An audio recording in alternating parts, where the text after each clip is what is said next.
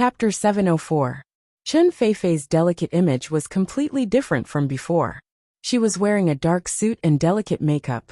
She looked much more capable and experienced than before.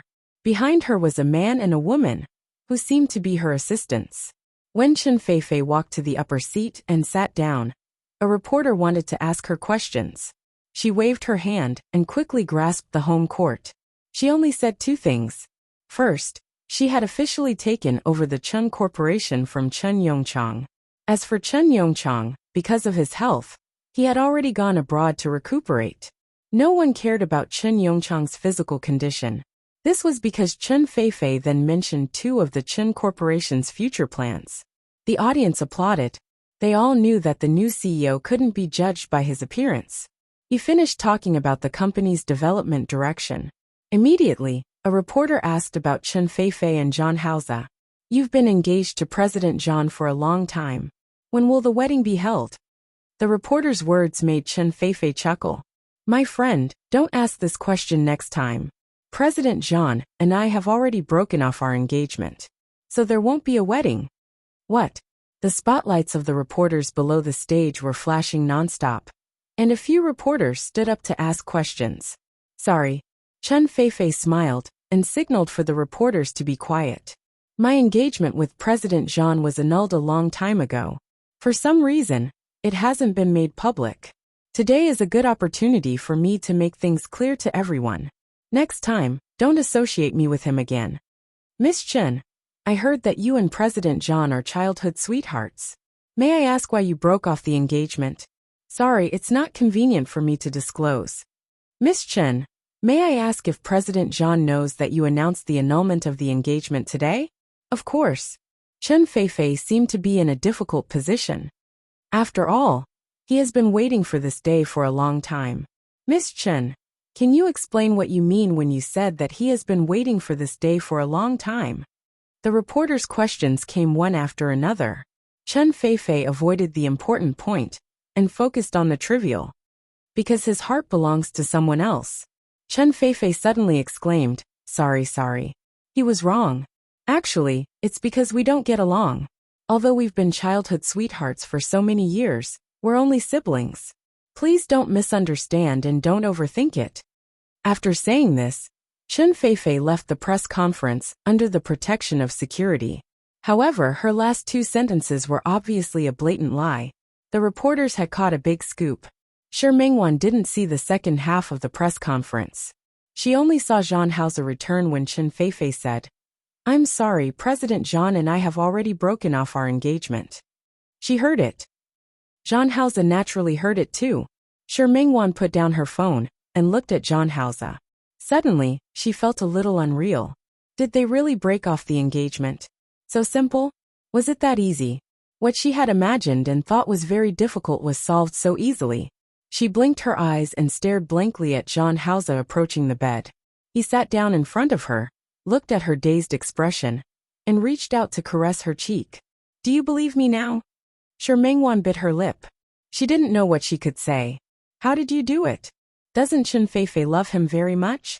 How could he be willing to break off the engagement?" "I did her a favor." Zhang Haoze reached out and pulled her into his arms. He lowered his head and gently kissed the top of her hair. Shi Mingwan let him kiss her and felt her heart beating a little fast. She wanted to cry, but she also wanted to laugh. Was the matter resolved just like that? Wan. Zhang Haoze straightened her shoulder and looked at her slightly red eyes. "Now can you promise to be my girlfriend?" His eyes and brows were gentle. The face in front of her overlapped with the youth from back then. Shi Mingwan couldn't resist this face, nor could she resist his gentleness. She nodded heavily and threw herself into his arms. Shi Mingwan brought the dishes to the dining table, and Zhang Haoze set up the bowls. When the two of them looked at each other, there was a faint smile in each other's eyes. When they sat down, Shi Mingwan took the soup that Zhang Haoze scooped for her. At this moment, she thought that she had returned to the time when they were in the small bungalow. In the 2 days since Chen Feifei and Zhang Haoze announced that they were breaking off their engagement, Shi Mingwan had been with Zhang Haoze. Other than occasionally going out to deal with business, he spent most of his time with her. This made her especially satisfied. After dinner, the two of them found a movie and snuggled up on the sofa to watch it. Shi Mengwan had thought of going to the cinema with Zhang Haoze to experience the feeling of a date. However, every time she had to go out and see such a big scene, she didn't want to go out with Zhang Haoze at all. It was too exaggerated. To Zhang Haoze, this kind of movie was very boring. He would rather do something else. However, Shi Mengwan was very interested in watching it. He was so bored that he could only play with her fingers. Shi Mengwan pulled her hand back, and he went to grab it again. Her hands were well maintained, but because she had been drawing for many years, there was a thin, extremely light layer of calluses where her fingers held the pen. He felt a little heartache when he saw it. He held her hand and brought it to his lips to kiss it. This kind of interference made Shi Mengwan unable to continue watching the movie. She pulled her hand back. Stop fooling around. Zhang Haoze stopped playing with her hand and turned to wrap his arms around her waist. He watched as she took the exquisite collarbone. He lowered his head and kissed it. Shi Mengwan pushed his head again. I said stop fooling around. Just as they were about to reach the climax, the male and female leads broke up because of a misunderstanding. Zhang Haoze kissed the top of her head instead. Wan, come back to Qing City with me. Shi Mengwan was watching attentively when she suddenly heard this. She turned around and glanced at Zhang Haoze. Zhang Haoze, come back to Qing City with me. Zhang Haoze said very seriously. I've been busy for the past few days. Most of the business focus has been shifted over. In the next few days, Qing City will be the main focus. Wan, I hope you can come to Qing City with me. Shi Mengwan was silent. Before Zhang Haoze broke off the engagement, she had thought about how they would continue their path if she could be with Zhang Haoze openly one day. She had also considered what Zhang Haoze said about going with him. For example, didn't Su Qingsang also marry out of town? However, it was one thing to have this plan in mind, and it was another thing to actually have this day come. I need to think about it. What else do you need to think about? Shi Mengwan didn't know what to say. Now that she was in Lin City, it would only take her 2 hours to return to her home. But if she went to Qing City, she would be even further away from her parents. She originally wanted to bring her parents to Lin City, but they weren't willing. In 2 years, when Shi Mengru was admitted to a school in another city, her parents wouldn't even have a companion by their side. If you're worried about your parents, you can bring them to Qing City. I have a lot of businesses in Qing City. When the time comes, they can choose any place to live. My parents won't go with me. No matter how small the town was, it was still their own home. No matter how good Qing City was, it was still someone else's place. If your parents don't want to go, I can hire someone to take care of them. That's not necessary. They're in good health now. My dad is still working in the fields every day. Shi Mengwan looked at Zhang Haoze and thought of something else. Let's go back to town tomorrow to see my parents, okay? Mother sure had some misunderstandings about Zhang Haoze, although it wasn't a misunderstanding. However, if she really wanted to go to Qing City with Zhang Haoze, she still had to get her parents to agree. Okay. Zhang Haoze nodded. I should visit your parents. Don't worry, I'll do my best. I'm afraid it won't be easy for my mother. Shi Mengwan didn't mind reminding him. Don't forget, you have a criminal record. Zhang Haoze also thought of it. He picked up Shi Mengwan's body and hugged her in his arms. Criminal record? Is it that serious? Isn't it? Shi Mengwan raised an eyebrow. You have a fiancé. She reached out and tapped Zhang Haoze's chest. Thinking about it this way, I'm really at a disadvantage. Perhaps I should get a fiancé too. Wan. Zhang Haoze didn't like such a suggestion. This joke isn't funny. I think it's pretty good. Shi Mengwan looked serious. After all, I haven't seen many other men, so. She couldn't say the rest. Zhang Haoze would allow anything else. But to let Shi Mengwan see other men? Dream on. Shi Mengwan was just casually saying it. How could she really go see other men? Now that Zhang Haoze kissed her until she couldn't breathe, she wrapped her arms around his neck and kissed him instead. This kiss slowly changed its flavor. Shi Mengwan was right. In Shi Mengwan's heart, Zhang Haoze was a man with a criminal record. It was obvious from the fact that she kept arranging blind dates for her daughter. To Shi Mengwan, The son-in-law she wanted to find for her daughter didn't need to be rich or capable. There was only one requirement, to be good to her daughter and make her happy. Jean Hauser, who had a fiancé before, was obviously not within her consideration. Therefore, when she saw Jean Hauser follow Shi Mingwan into the door with his hands full of gifts, not only was there no smile on his face, but he was also very gloomy. Wan. Shi Mingwan and Jean Hauser stayed together in Lin City for a few days. It wasn't until Jean Hauser received a call that he was going back to Qing City. There were a lot of things waiting for Jean Hauser to deal with in Qing City, but he stayed with her in Shi Mingwan's small apartment in Lin City. Tang Hua and Zhang Yang didn't say it out loud, but they were already complaining in their hearts. One had to know that although the Zhan family was suppressed to the point that they couldn't raise their heads, Zhan Lai wasn't dead yet. Zhan Lai's wife, Bai Shuqiao, also had a good family background. Now that the two of them and their 2 sons were locked up under surveillance, how could the Bai family be willing to accept this?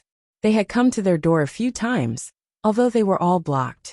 However, the Bai family had roughly guessed something, and had been up to a lot of small tricks recently. Those small tricks couldn't stop Jean Hauser, but they still had to wait for Jean Hauser to return to Qing City before they dealt with Zhan Lai and Bai Shuqiao. Jean Hauser didn't tell Shi Mingwan about these things. He only told Shi Mingwan before he went to bed last night that if possible, he wanted to visit the Shi family's parents as soon as possible. Shi Mingwan didn't hesitate, since she had already decided to be with Jean Hauser. Then it was a very necessary step to bring Jean Hauser to meet his parents. Shi Mingwan also knew that Jean Hauser had a fiancé that wouldn't be over so quickly with Mother Shi. Therefore, she was already mentally prepared when she came all the way here. Afraid that she would scare Mother Shi, Shi Mingwan resolutely didn't allow Jean Hauser to bring his convoy to town. So now there were only the 2 of them. Hearing Mother Shi call her, she touched Jean Hauser's arm. Before they came, they had agreed that Jean Hauser would perform today, including how to explain it to Mother Shi. It was all his business. Hello, Auntie. Jean Hauser handed over the gifts in his hands. The smile on his face was a little fawning. These are gifts for Auntie and Uncle. I don't want them. Mother Shi didn't even look at them. She even took a step back. I can't accept Mr. Jean's gift. Jean Hauser held the bags in both hands. He didn't feel awkward standing there. How can Auntie not accept it? I'm with Wan, so you're my elder. There's nothing I can't accept. Stop. Mother Shi's expression changed when she heard his words. What did you say? You're with Wan? Even though she was already mentally prepared when she saw them appear together, Mother Shi's expression still changed when she heard this. Yes, Jean Hauser openly admitted. Wan and I had a misunderstanding before. Now that the misunderstanding has been resolved, we're back together. Misunderstanding? Mother Shi sneered and remained unmoved. Is having a fiancé also a misunderstanding? Jean Hauser was a little embarrassed. This wasn't a misunderstanding. Auntie, I've already resolved this matter. Resolved? How? Mother Shi's attitude seemed to be good. Jean Hauser gained some courage. I've already broken off the engagement. Shi Mingwan nodded at the side, as if to prove it to Jean Hauser. Unfortunately, Mother Shi wasn't moved at all. Really? When did it end? Last week. Mother Shi didn't say anything. Jean Hauser just stood in the yard with the gifts in his hands. Shi Mingwan was afraid that he would get tired after carrying it for a long time. So she gave him a look and told him to put it down. Jean Hauser shook his head at her gently. Mother Shi didn't miss their small movements at all. She looked at Shi Mingwan and suddenly spoke. Wan, President Zhan said that he broke off the engagement? Is this true? Yes. Then how do you know that he really broke it off? What if he's lying to your face and deceiving you? Mom! Shi Mingwan felt that Mother Shi had really watched too much TV. How is that possible? He held a press conference and appeared on TV about breaking off the engagement. Really? Of course. Shi Mingwan quickly nodded. Mom, don't worry. His engagement is really broken off. Mother Shi wanted to say something else, but Jean Hauser handed the gift in his hand forward at the right time. Auntie, believe me, I'm really single now. I don't have an engagement, and I don't have a girlfriend. I'm also serious about Mingwan. With her guarantee, Mother sure felt that something was wrong, but she couldn't remember what it was. In the end, she didn't hit a smiling person.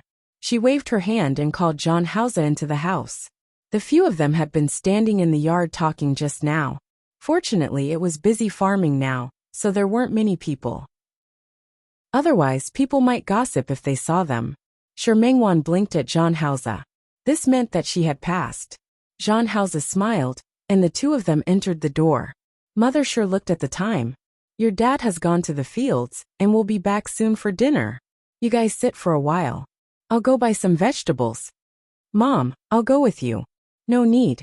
Mother sure tapped Shi Mengwan's forehead. If you want to come back next time, let me know in advance. Since her son-in-law came to visit, she had to entertain him well. Even this child didn't say a word. Mom, we're all family. There's no need to stand on ceremony with him. Mother Shi's reaction was to glare at her, then turn around and go out. Shi Mengwan looked at John Hauser and suddenly smiled. It was as if she didn't expect to pass so easily. John Hauser was a little worried just now, but now he relaxed. Look, nothing happened at all.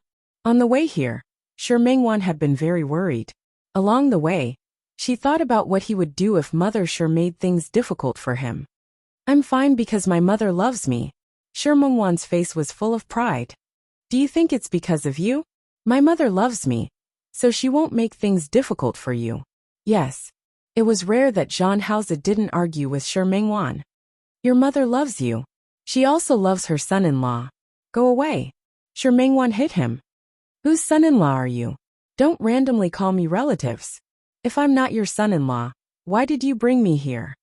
While the two of them were laughing, Father Shi returned. He suddenly saw that there was a man at home, and he was even holding hands with his daughter, and standing together very intimately. His expression didn't look good for a moment. Wan, Dad. Shi Mengwan quickly retracted her hand, and took 2 steps forward. You're back? Yes. Father Shi nodded. Yes, I'm back. His trousers were still stained with mud from working in the field, and his face was a little black and red from the sun. At this moment, his gaze sized up John Hauser. Hello, Uncle. My name is John Hauser. I'm Wan's boyfriend. John Hauser went forward and introduced himself. It was his first time meeting his father-in-law, so he was under a lot of pressure. However, he was used to being cold. Even if he was nervous, it couldn't be seen on his face at all. Instead, he looked very calm and collected. Father Shi didn't look at him. Instead, he looked at Shi Mengwan. Wan, when did this happen? Why haven't I heard of it at all? You didn't object when your mother said that she wanted to arrange a blind date for you, right? At that time, didn't you have a boyfriend? Dad, he's indeed my boyfriend. John Hauser took another step forward and introduced himself again. At the same time, he reached out to shake Father Shi's hand. How long have you known each other? Father Shi didn't even look at that hand, and only looked at Shi Mengwan. We've known each other for a long time. Shi Mengwan's words made Father Shi raise his eyebrows again. Known each other for a long time? Then why are you still going on a blind date? Shi Mengwan didn't expect Father Shi to catch the main point with one sentence. She chuckled. Although we've known each other for a long time, we've only been together recently. That's why we're going on a blind date. Is that so? Father Shi didn't say anything, and just stared at John Hauser. His looks were not bad, and he looked like a decent person. Even if Father Shi hadn't seen the world before, he knew that the suit wasn't cheap. Logically speaking, he should be happy to have such a son-in-law. But Father Shi couldn't be happy. He looked at his daughter, who was as beautiful as a flower. No matter how he looked at it, John Hauser looked like a pig who came to steal his cabbage. He was inexplicably unhappy. Hence, he chose to ignore John Hauser's extended hand. This atmosphere was really a little awkward. However, John Hauser's heart was unusually strong. If Father Shi didn't shake hands with him, he would calmly retract his hand. As for Shi Mengwan's gaze, he even patted the back of her hand in a place where Father Shi couldn't see. The two of them exchanged flirtatious glances, didn't escape Father Shi's eyes. He looked at John Hauser even more differently. At this moment, no matter what Shi Mengwan said, he didn't say anything. He just stood there and stared at John Hauser. When he saw Shi Mingwan smiling sweetly at him, he suddenly had the urge to hit someone. Very soon Mother Shi returned. She went into the kitchen and asked Father Shi to take a shower before coming out. No matter what, it was Jean House's first time visiting. It was really inappropriate for him to stand next to his future son-in-law in such a muddy state. Father Shi felt the disdain in Mother Shi's mouth, and his mood was a little complicated. When he looked at John Hauser again, he was even more displeased. However, he had to listen to his wife's words. Father Shi obediently went to take a shower. Thus, one went into the kitchen, and the other went back to the room. Only Jean Hauser and Shi Mingwan were left in the living room. I'm sorry. My dad has never seen you before. Shi Mingwan didn't even believe what she said. She didn't know why her father had such great hostility when he saw Jean Hauser for the first time. It's okay. I understand. Jean Hauser nodded. If we have a daughter in the future and another man wants to marry her, I won't be happy either. Being unhappy was light. It was even possible for him to fight with him. TSK, who wants to have a daughter with you? Shi Mingwan smiled and patted him. In just a short while Shi Mingru returned. Compared to Father Shi and Mother Shi, Shi Mingru was the only one who had a good expression towards Jean Hauser. Brother-in-law? Can I call you brother-in-law? Shi Mingru's words caused Father Shi and Mother Shi to object at the same time. No. But isn't he sister's boyfriend? He's not married. So why are you calling him brother-in-law? Father Shi glared at his little daughter, who was siding with an outsider. Call him Mr. Jean. Mingru, right? You can call me Brother Jean. Jean Hauser smiled and tried to smooth things over. He was handsome, and he looked imposing.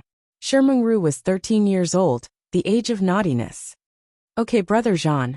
She didn't know how to be polite at all. You're so handsome. What do you do? I start a small company. Jean Hauser said it very modestly. The corners of Shi Mingwan's mouth twitched. XM was also called a small company. Hee. Really? What company? XM, Jean Hauser answered casually. Shi Mingru nodded. However, a few seconds later, she suddenly exclaimed. She took out her phone and swiped it a few times. Finally, she looked up at Jean Hauser with a shocked expression. Chapter 705. As soon as he said this, the other three people present all looked at Jean Hauser. Especially Mother Shi and Father Shi's gazes changed. Mingru, what are you talking about? Shi Mingwan looked at her sister. Even if Jean Hauser had a fiancé, he didn't say that. Shi Mingru pouted and turned the phone to face her parents. I didn't say anything wrong. It was written on the news. Shi Mingwan wouldn't have known about this. However, their classmates were playing a game that was produced by XM Company. One had to know that XM Company's games were very popular. Fire one after another. The Universe player that recently came out had a lot of students in their school playing it. Although Shi Mingru didn't play games, her classmates were playing them. She had only played it a few times. After that, she felt that it was a waste of time and stopped playing. However, on the day that she uninstalled the game, she happened to see the news. Although Jean Hauser and Chen Feifei weren't celebrities, XM's achievements were too eye-catching. Especially the Universe player game, which had been ranked first in the download rankings for months in a row. Hence, players would naturally pay attention to it. For ordinary players, even if they knew that Jean Hauser abandoned his fiancée because he had a mistress, so what? It was fine as long as the game was fun. Because of this, Shi Mingru often argued with her classmates. She felt that she didn't want to use a product developed by a company with a bad character. There was nothing she could do. The children raised by Father Shi and Mother Shi were so stubborn. Therefore, when she heard the familiar name of Jean Hauser and thought of XM, she immediately took out her phone to look for news. This matter was a little too big. One had to know that unlike Tianyu Group and Li Corporation, which operated in traditional industries, XM mainly focused on gaming and was very well known among young people. Jean Hauser used to be very mysterious, but ever since he got engaged to Chen Feifei, he was considered a celebrity in Lin City because of his handsome looks. However, the way Shi Mingru looked at Jean Hauser now was not very appreciative. Although she was young, she had a strong sense of right and wrong. She was afraid that Mother Shi wouldn't be able to see it clearly, so she specially enlarged the phone for her parents to see. Dad, Mom, look. It's not me, it's the news. It had been less than a week since Jean Hausa and Chen Feifei broke off the engagement. It was still considered a hot news. He searched online and found a bunch of reports. Of course, many of these reports were not true, but no one cared if it was real or not. That day, Chen Feifei wanted to say it, but she was too shy. Her half-hearted attitude showed that she had explained it clearly. In fact, it made all the reporters in Lin City imagine a drama. Every media outlet even wrote different content. Yet, there were people who believed it. For example, the news on a certain website was, Jean Hausa likes the new and dislikes the old, abandons his childhood sweetheart. Only Qing Mei was left to support the Chen Corporation. For example, a well-known magazine wrote, Why did XM abandon its childhood sweetheart? Little San's identity was mysterious, and his background was a mystery. But one thing was for sure, and that was that she was definitely more powerful than Chen Feifei. There were also other kinds of news. That was about it. These few days, Shi Mengwan and Jean Hausa only cared about being together. As for this news, because Jean Hausa had promised Chen Feifei that she could say whatever she wanted, Tang Hua and the others knew about it. But no one came to tell Jean Hausa. More importantly, Tang Hua and the others didn't take this matter seriously. Compared to the Jean family's matter, a small piece of news would naturally be suppressed in 2 days. Therefore, not only did Shi Mengwan not know, but Jean Hausa also didn't know that he had become a news figure. While Shi Mengru was speaking, Shi Mengwan also picked up her phone and flipped through the news. With this, her expression became a little subtle. The moment she finished reading the news, Father Shi and Mother Shi also finished reading it. The 4 members of the Shi family didn't say anything at this moment. Their gazes were extremely interested as they looked at Jean Hausa. Jean Hausa, Auntie Uncle, this matter actually. Mr. Jean. I'm sorry. Mother Shi spoke first. In this family, she definitely had a position. Shida isn't a match. Our Wanwan isn't a match for Mr. Jean. So Mr. Jean, please. There was no way for villagers to chase people away in the middle of a meal. This was too humiliating. But Mother Shi actually did such a rude thing. That's right. Father Shi glared at Jean Hausa coldly. He was already dissatisfied with the man who was going to marry his daughter. And now he was even more dissatisfied. Mr. Jean, if you're not confused, please. Shi Mengru blinked and suddenly stopped talking. Shi Mengwan looked at her family, and finally looked at Jean Hausa. I'm a mistress? Because of his relationship with a mistress, he broke off the engagement with Chen Feifei? That's what the news meant, right? Wanwan, you know you're not. I don't know. Shi Mengwan only hated herself for not seeing this news earlier. If she had seen it earlier, she definitely wouldn't have brought Jean Hausa back. I only found out now. Wanwan. Chen Feifei announced that she broke off the engagement. You know about it, right? Yes. Jean Hausa couldn't deny it. He did know about it. She said that you broke off the engagement with her, because you had a third party. You know about it too, right? I didn't know. Jean Hausa shook his head. I just said that she could find any excuse she wanted. However, Jean Hausa didn't expect Chen Feifei to find such an excuse. Jean Hausa met the gazes of the 2 elders of the Shi family, and felt a little awkward. But the most important thing right now was Shi Mengwan. He absolutely had no intention of making her a mistress. Wanwan. Shi Mengwan turned around, and didn't listen to Jean Hausa's explanation. She looked at Father Shi and Mother Shi. Dad, Mom, this isn't what you think. The press conference and Chen Feifei saying that she was a mistress could be explained slowly. But now, she needed her parents' support. Wanwan. Mother Shi didn't expect Shi Mengwan to still speak up for Jean Hausa at this time. Father Shi's face turned green. Alright, stop talking. I won't agree to you guys being together. Mr. Jean, you should leave. Dad. Shi Mengwan wanted to say something, but Father Shi raised his hand and didn't listen to her at all. Don't call me. I'll say it again. I won't agree to you guys being together. Let him go. This isn't Hausa's fault. Shi Mengwan stood up. She didn't believe that her parents would be so unreasonable. Besides, I know about this. You know? Father Shi stood up and looked at her angrily. What do you know? What do you know? Ha! It's a fact that this man has a fiancée, right? Did you get together with him when he had a fiancée? Is that right? Tell me. Dad, it's not what you think. Then what is it? Father sure had been straightforward all his life. Although he and Mother sure couldn't be said to be rich, they were quite strict in educating their daughter. Especially after Shi Mingwan ran away from home for more than a year. After she came back, Father Shi and Mother Shi's concept of parenting changed. Let me ask you, did he get together with you when he had a fiancée? Shi Mingwan was speechless. Zhang Haozi stood up as well. Uncle, this isn't Wanwan's fault. It's my fault. I didn't deal with my own problems in time. You can't blame Wanwan for this. Of course it's your fault. Father Shi said bluntly. But you're no one to me. I don't want to see you now. I'm just educating my daughter. You, he pointed at Shi Mingwan. If you still recognize me as your father, then break up with this. Dad. Shi Mingwan was speechless. She had waited so long for Zhang Haozi to break off the engagement. She could be with him openly and honestly. The process wasn't very smooth, and it wasn't beautiful either.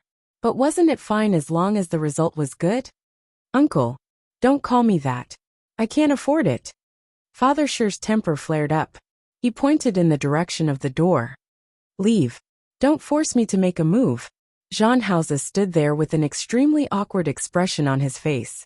Other than the Zhang family, it had been a long time since anyone had given him a hard time. Uncle, Wanwan and I truly love each other. You truly love each other? Since you and Wanwan truly love each other, why are you engaged to another woman? Dad, when had Shi Mingwan ever seen Zhang Haozi like this? She couldn't help but want to say a few words for him. Haozi and Chen Feifei got engaged because they, shut up. I'll settle your problem with you later. Father Shi only stared at Zhang Haozi. Now get out of my house. Dad, if you talk again, I'll chase you out too. Father Shi's words made Shi Mingwan not dare to speak again. She stood there, not planning to let it go just like that. She still wanted to say more. Zhang Haozi saw that she wanted to argue with Father Shi. He reached out and patted her shoulder, then glanced at her. He signaled for her to stop talking. Uncle Auntie, it doesn't matter if you don't want to see me now. I can leave first. But there's one thing I want you to understand. I'm sincere about Wanwan. Without saying anything more, Zhang Haozi actually left just like that. Shi Mingwan's toes moved, and she almost chased after him again. This action made Father Shi's expression even uglier. Sister. Shi Mingru hadn't said anything. Seeing that things had developed to this point, she quickly tugged at Shi Mingwan's sleeve. Her parents were angry now, so it was better for her not to make them angry. Mother Shi couldn't bear it. She wanted to say something, but seeing her daughter like this, she didn't say anything in the end. Father Shi looked at Shi Mingwan, who was still standing there motionlessly, and slammed the table hard. Why are you still standing? You don't want to eat anymore, do you? Shi Mingwan knew that her father was angry, so she didn't plan to go against him. She obediently sat down. In rural houses, meals were eaten in the living room. Shi Mingwan and Zhang Haozi were sitting with their backs facing the door. When she stood up, her view of the outside was also blocked. The moment she sat down, Shi Mingru saw that Zhang Haozi hadn't left yet. She quickly blinked at her sister. Shi Mingwan was about to turn around, when Father Shi slammed the table again. You can't even eat in peace, right? Shi Mingwan didn't turn around. She had roughly guessed it. Mother Shi also saw it, but she didn't say anything. Father Shi didn't like Zhang Haozi now. Seeing that he didn't leave, he shouted outside. Don't try to hurt yourself. It's useless for you to stand there. Leave my house. You're not welcome in our house. Zhang Haozi stood there, but he had no intention of leaving at all. Father Shi almost couldn't help but get up and chase Zhang Haozi out of the courtyard. Mother Shi tugged at his sleeve, so he had no choice but to sit back down. Shi Mingwan heaved a sigh of relief, but she didn't turn around to look. This place was close to Lin City, but it was south of Lin City. It was noon. Although it wasn't midsummer yet, the sun was very hot. Zhang Haozi just stood under the sun, showing no signs of leaving. Shi Mingwan didn't have much of an appetite.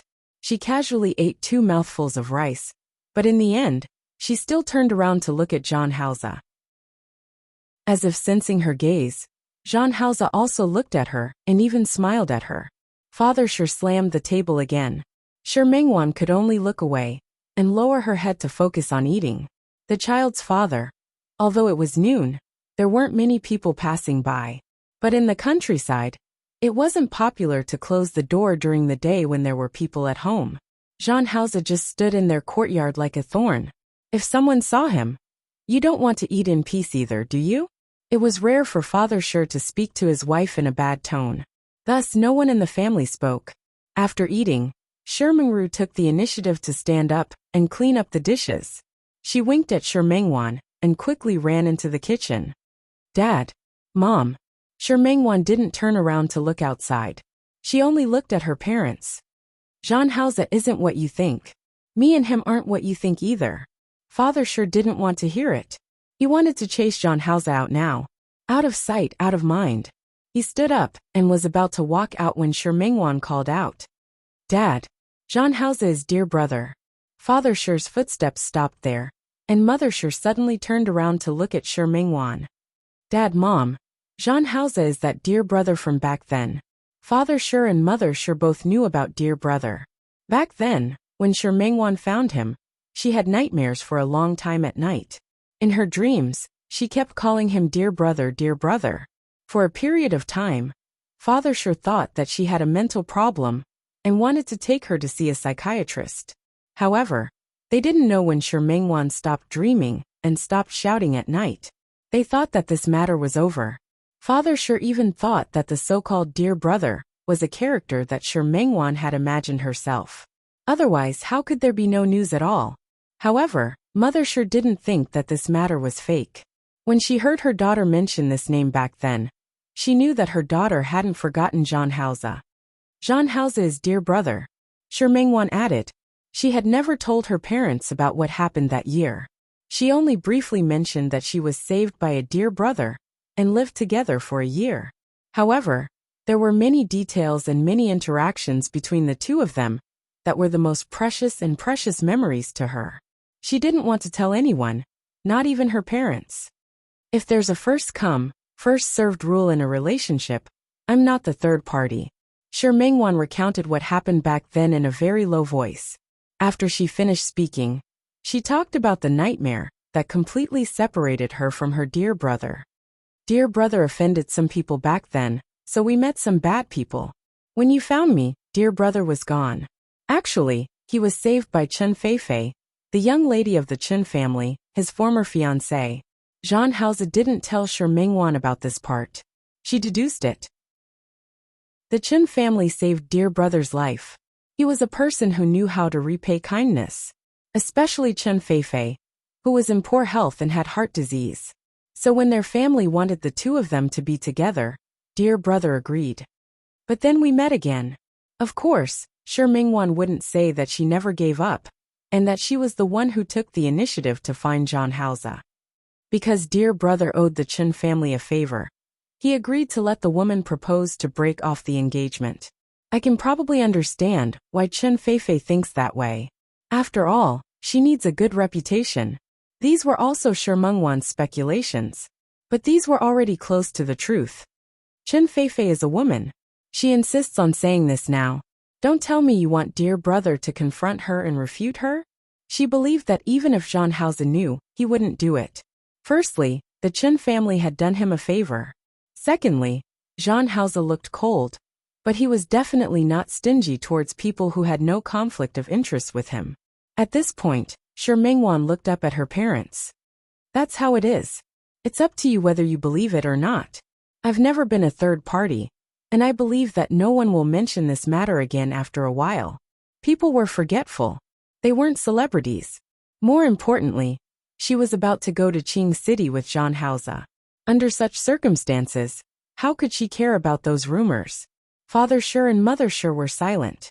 After hearing Sher Mengwan's words, the two of them looked at each other. Now they looked at Sher Mengwan together. You said that Jean Hausa was the young man who saved you back then? Mother Sher's gaze changed a little. Her thinking was different from that of a man. To her, whoever saved her daughter was her savior. Yes. Sher Mengwan nodded. Dad, didn't you tell me that I have to repay kindness? Dear brother saved me, so he's my savior. Now that you've chased my savior out, you don't usually teach us like this, do you? Father Shi was stunned by Shi Mengwan and almost couldn't speak, but it was only for a moment. Don't go so far. Father Shi sneered. You said that he saved you? Then do you know how many injuries you had when we brought you back from the police? Do these injuries count as because of him? Shi Mengwan was speechless. Father Shi continued. Yes, he saved you, but you just said that when you lived together, you cleaned, cooked, and washed for him. Does that count as you also helping him? Shi Mengwan was speechless. Her lips moved, and she wanted to say something, but Father Shi spoke again. All right, even if it was in the past, you said that he saved you, but you took care of his life. Is this considered even? You said that he also took care of you. He arranged a school for you and took care of you. Then it's also a fact that you were almost killed because of him, right? Does this count as a clean slate? But how could matters of the heart be calculated in such a way? The past matters are even. I'll talk about what happened after you two reunited. After you two reunited, he was still with that Miss Chun, right? That's because I don't care about the reason. I'm just asking you, is that right? When you two were together, was he still related to that Miss Chun? Shi Mengwan's mouth opened and closed again. When she met Father Shi's eyes, she couldn't give a negative answer. Let's take a step back. All right, even if he wants to repay the favor, it's his business. It's his business to repay the debt of gratitude. What does it have to do with you? He dragged you down and made you bear the accusation of being a third party. Is that because of him? Are you going to suffer criticism because of him? We can. Just tell me, isn't it? Shi Mengwan couldn't refute. Father Shi sneered. That's why you're saying so much now. You want me to agree to you two being together. Let me tell you, it's impossible. As long as he was around, it was absolutely impossible. He would never agree to Zhang Haoze being together with Shi Mengwan. But Dad, I really like him. You really like him, and really want to be with him. And then, Father Shi's gaze was sharp. Haven't you thought about what you'll face after you two really get together? He knocked on the table, and his voice was much colder than before. Others won't care about his difficulties, and won't think about what happened to him. Others will only know that he once had an engagement, but it was broken off. And the reason it was broken off was because of you. No. And you have to bear the reputation of being a third party to be with him. Do you think that this matter will fade away after a long time? You're completely wrong. Actually, Father Shi didn't believe that Shi Mengwan hadn't thought of these things. But even if she had thought of them, she probably wouldn't care. Because in Father Shi's opinion, she had already been blinded by her emotions.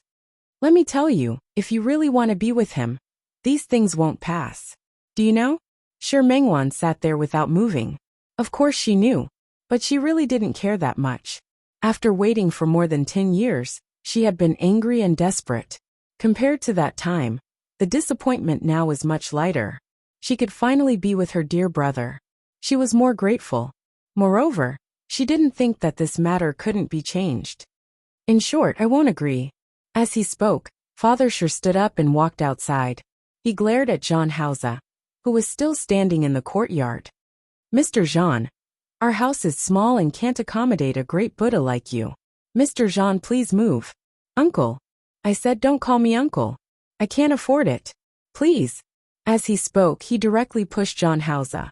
Zhang Haoze's skills were excellent, so he usually wouldn't be pushed out by Father Shi. Chapter 706. As soon as he turned around, he met Shi Mengwan's gaze, and his face darkened. If you still recognize me as your father, I won't allow you to be with him. Dad. Shi Mengwan was about to faint. She couldn't help but turn to look at Mother Shi. Mom, look at Dad. She had wanted to stop Father Shi from chasing her away, but she didn't expect that she was still a beat too slow. She took a few steps forward, and was about to open the door for Zhang Haoze. Father Shi stood at the door. He blocked the door and didn't give in at all. Don't open the door. Dad. Shi Mengwan was anxious. Seeing that the father and daughter were about to clash, Mother Shi quickly went forward to pull them apart. She said she was pulling them apart, but she was only trying to dissuade her daughter. Wan, You must be tired from the car ride all morning. You should go and rest first. Mother Shi winked at Shi Mingwan. Father Shi was in a fit of anger, so it was better not to face Father Shi head-on. But before Shi Mingwan could finish speaking, she saw Father Shi snort and stand still facing the door. His attitude showed that he had no intention of stepping aside. Dad, Mom. Shi Mingwan had a headache. I still have to go back to Lin City to work. You guys aren't planning to lock me at home and not let me go out, are you? The studio is all your own. Take a few days off and treat it as staying at home with your mother and me. Father Shi looked at Shi Mingwan. Besides, don't think that I don't know that you can still work online. There are computers and Wi-Fi at home. You can just stay at home for the next few days. Dad, how can you do this? I'm already an adult. How can you restrict my personal freedom? I'm not trying to restrict you. I'm doing this for your own good. If you really recognize me as your father, then agree to break up with that Zhang guy. As long as you break up, I'll naturally let you go back. Dad, can you be more reasonable?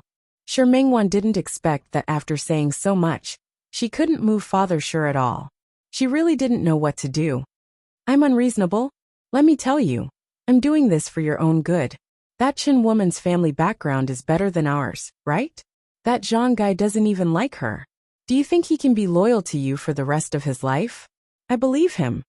Unfortunately, I don't believe it. Father Shi had the same opinion as Mother Shi in this regard. Since ancient times, it was only right for families of equal status to be matched. If the surname Zhang could earn so much money, and his conditions were so good, they were really not a good match. Dad, you haven't even interacted with him before, yet you're saying this. Aren't you being too arbitrary? Arbitrary? I'm being arbitrary and doing it for your own good. Father Shi's attitude was firm. Shi Mingwan was very helpless. After Shi Mingru washed the dishes and was about to go to school, Father Shi was still blocking the door and not letting Shi Mingwan go out. Shi Mingru stepped forward and looked at Father Shi with a fawning expression. Dad, it's fine if you block sister. I still have to go to school. Father Shi glanced at his little daughter and opened the door to let her go. Zhan Haoze was still standing outside the door. When Shi Mingwan saw him, she moved her toes. However, before she could take a step out, Father Shi slammed the door shut again. He turned around and glared at Shi Mingwan. Don't even think about getting out today. I said it. Dad. Shi Mingwan really didn't know that her biological father had such a stubborn side. The sun in the courtyard was also very strong. Shi Mingwan's courtyard door was the kind of iron gate that could often be seen in the countryside. There was nothing to block it. The sun was so strong. Although Zhan Haoze was a man, he wasn't afraid of the sun. However, Shi Mingwan's heart ached for him to stand outside the courtyard like this. Dad, just let him in. If there's anything, can't we just let him in and talk about it? He's just standing outside like this. Are you afraid that the neighbors will gossip when they see him? Gossip about what? Father Shi was stubborn. If he's afraid of being gossiped about, he can leave. If he doesn't stand there, won't no one gossip about him? Shi Mingwan felt a headache coming on. She looked at Father Shi and finally nodded. All right, let him stand. She turned around and walked into the house. Such an easy compromise stunned Father Shi for a moment, but he immediately became even more annoyed. He turned around and looked at Mother Shi. What is she doing? Throwing a tantrum at me? Losing her temper? What nonsense are you talking about? Mother Shi watched the father and daughter fight and was a little helpless. You're blocking her sweetheart outside, but you're not allowing her to have a little temper? She can't bear to see her sweetheart suffer, so she can let me her father suffer, right? Father Shi's words stunned Mother Shi for a moment, but she immediately reacted. She laughed. She was afraid that Zhan Haoze, who was outside, would hear her, so her voice was very soft. Are you jealous? Father Shi's old face turned red. Who's jealous? Why isn't it jealousy? Mother Shi's smile became even brighter. She touched Father Shi's arm. You're unhappy that your daughter is about to run away with another man. Not to mention that your daughter is still thinking about protecting her sweetheart. She doesn't give you any face at all. What nonsense are you talking about? Father Shi was a little embarrassed. He glared at Mother Shi. Anyway, I don't like such a man. I don't agree. Humph. After saying this, he also entered the house. When he entered the house, he found that Shi Mingwan had actually returned to her room and ignored him. She didn't even think of saying anything nice. His face darkened. Shi Mingwan was in her room and looked at John Hauser downstairs from the window. Unfortunately, his body was blocked by the door, so she couldn't see it. After thinking for a moment, she took out her phone and sent him a message. The sun is shining. Go back to the car and sit down first. Jean Hauser took out his phone and smiled when he saw the message. It's okay. I can't retreat at a time like this. I have to let your father see my sincerity in wanting to marry you, right? Shi Mingwan was speechless when she saw the message he replied. Looking at the words marry you on it, she replied, Did you make a mistake? You should let me see your sincerity first, right? After all, you haven't even proposed. Then I'll propose now. Marry me. Can you? That's it.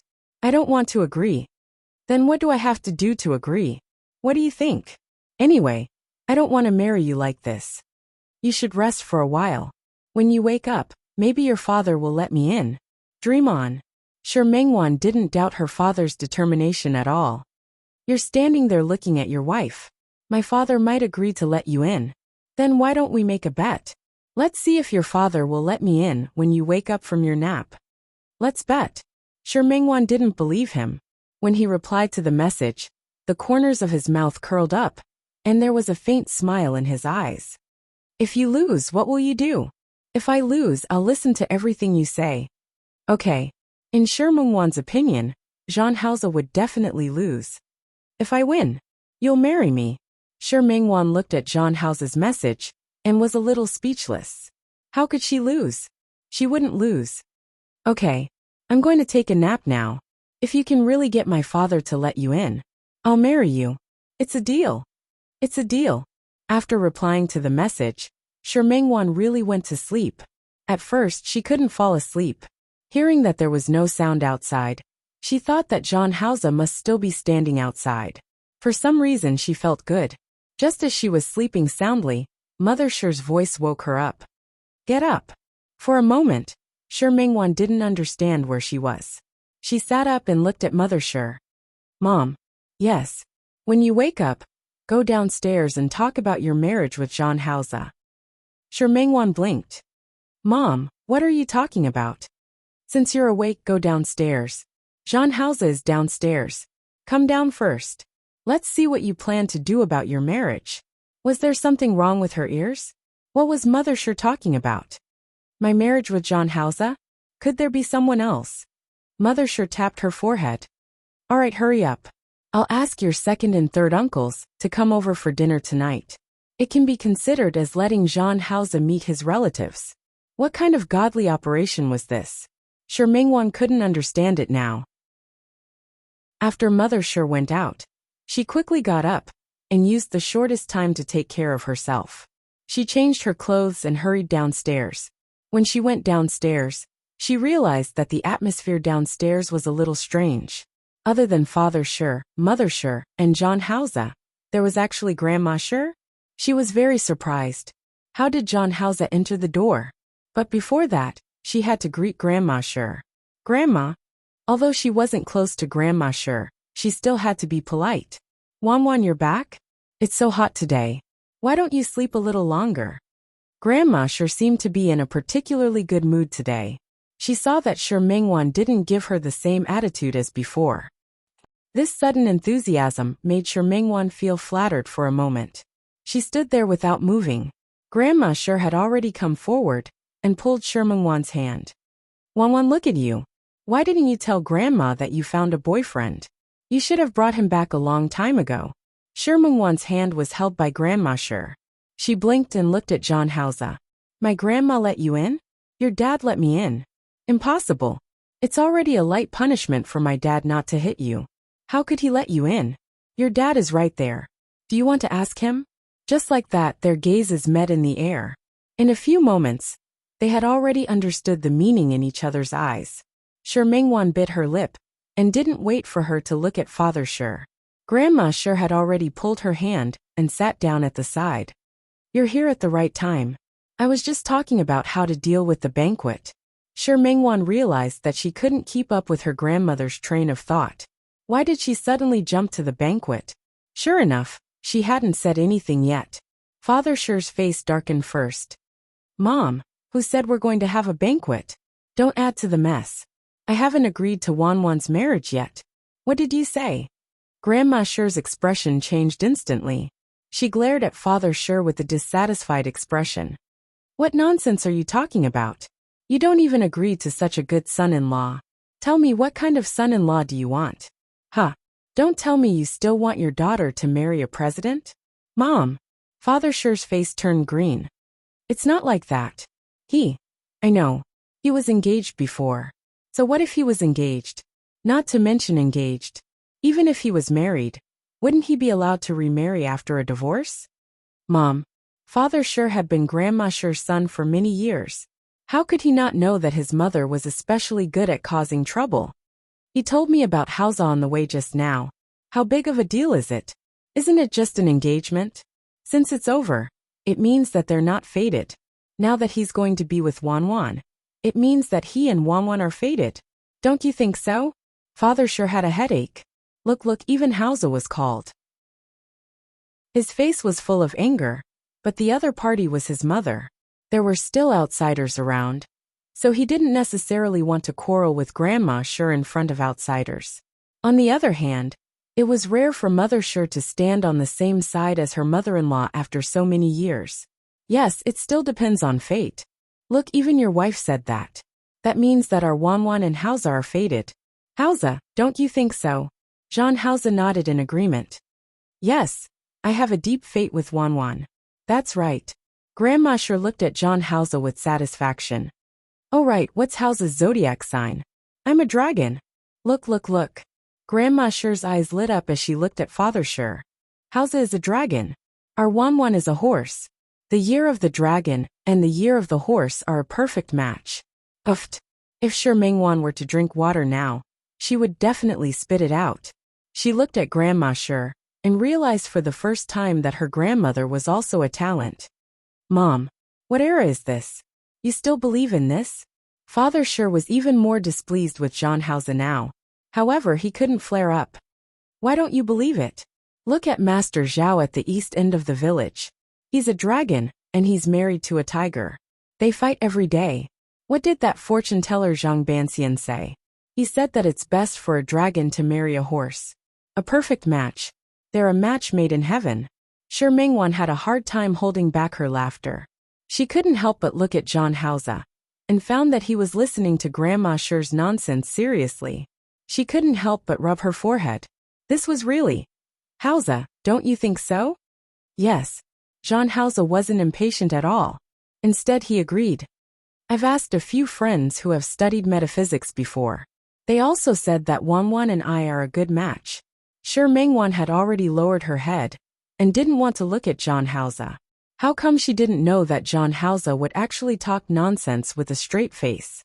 I knew it. Since that's the case, let's settle things as soon as possible. Grandma Sher thought for a moment. This year is a good year. You know, right? There's no beginning of spring next year. It's best to get married this year. I think so too. If possible, I hope to marry Wanwan as soon as possible. Child, I can tell that you're a good person at first glance. Grandma Sher smiled like a flower. Sher Mingwan really couldn't stand it anymore, but the two in front of her continued. How about this? I'll let Zhang Banxian see which day is suitable. Okay, I'll listen to Grandma. Jean Hausa nodded. Before choosing a good day, we can get engaged first. Mom, Father Sher couldn't take it anymore. I haven't agreed yet. Why won't you agree? Grandma Sher stood up and looked at Father Sher. Didn't you say that when I didn't let you marry Wanwan's mother in the past? Now marriage is free and love is free. You said that times are different and you told us as parents not to interfere with our children's marriage? Why are you interfering with Wanwan's marriage now that it's in your hands? Father Sher was speechless. Wanwan, let me ask you brought Hausa back, right? Yes. Sher Mingwan had a hard time holding it in just now, but now it was even harder. You like him, and he likes you. You two are together of your own free will. right? Yes. Shi Mingwan ignored Father Shi's ugly expression and nodded vigorously. Look. Grandma Shi spread out her hands. Isn't it settled now? Marriage is free and love is free. You said it. Mom. Father Shi felt a headache coming on. All right, it's settled then. Grandma Shi made the decision on the spot. Wangwan, accompany Hausa around town.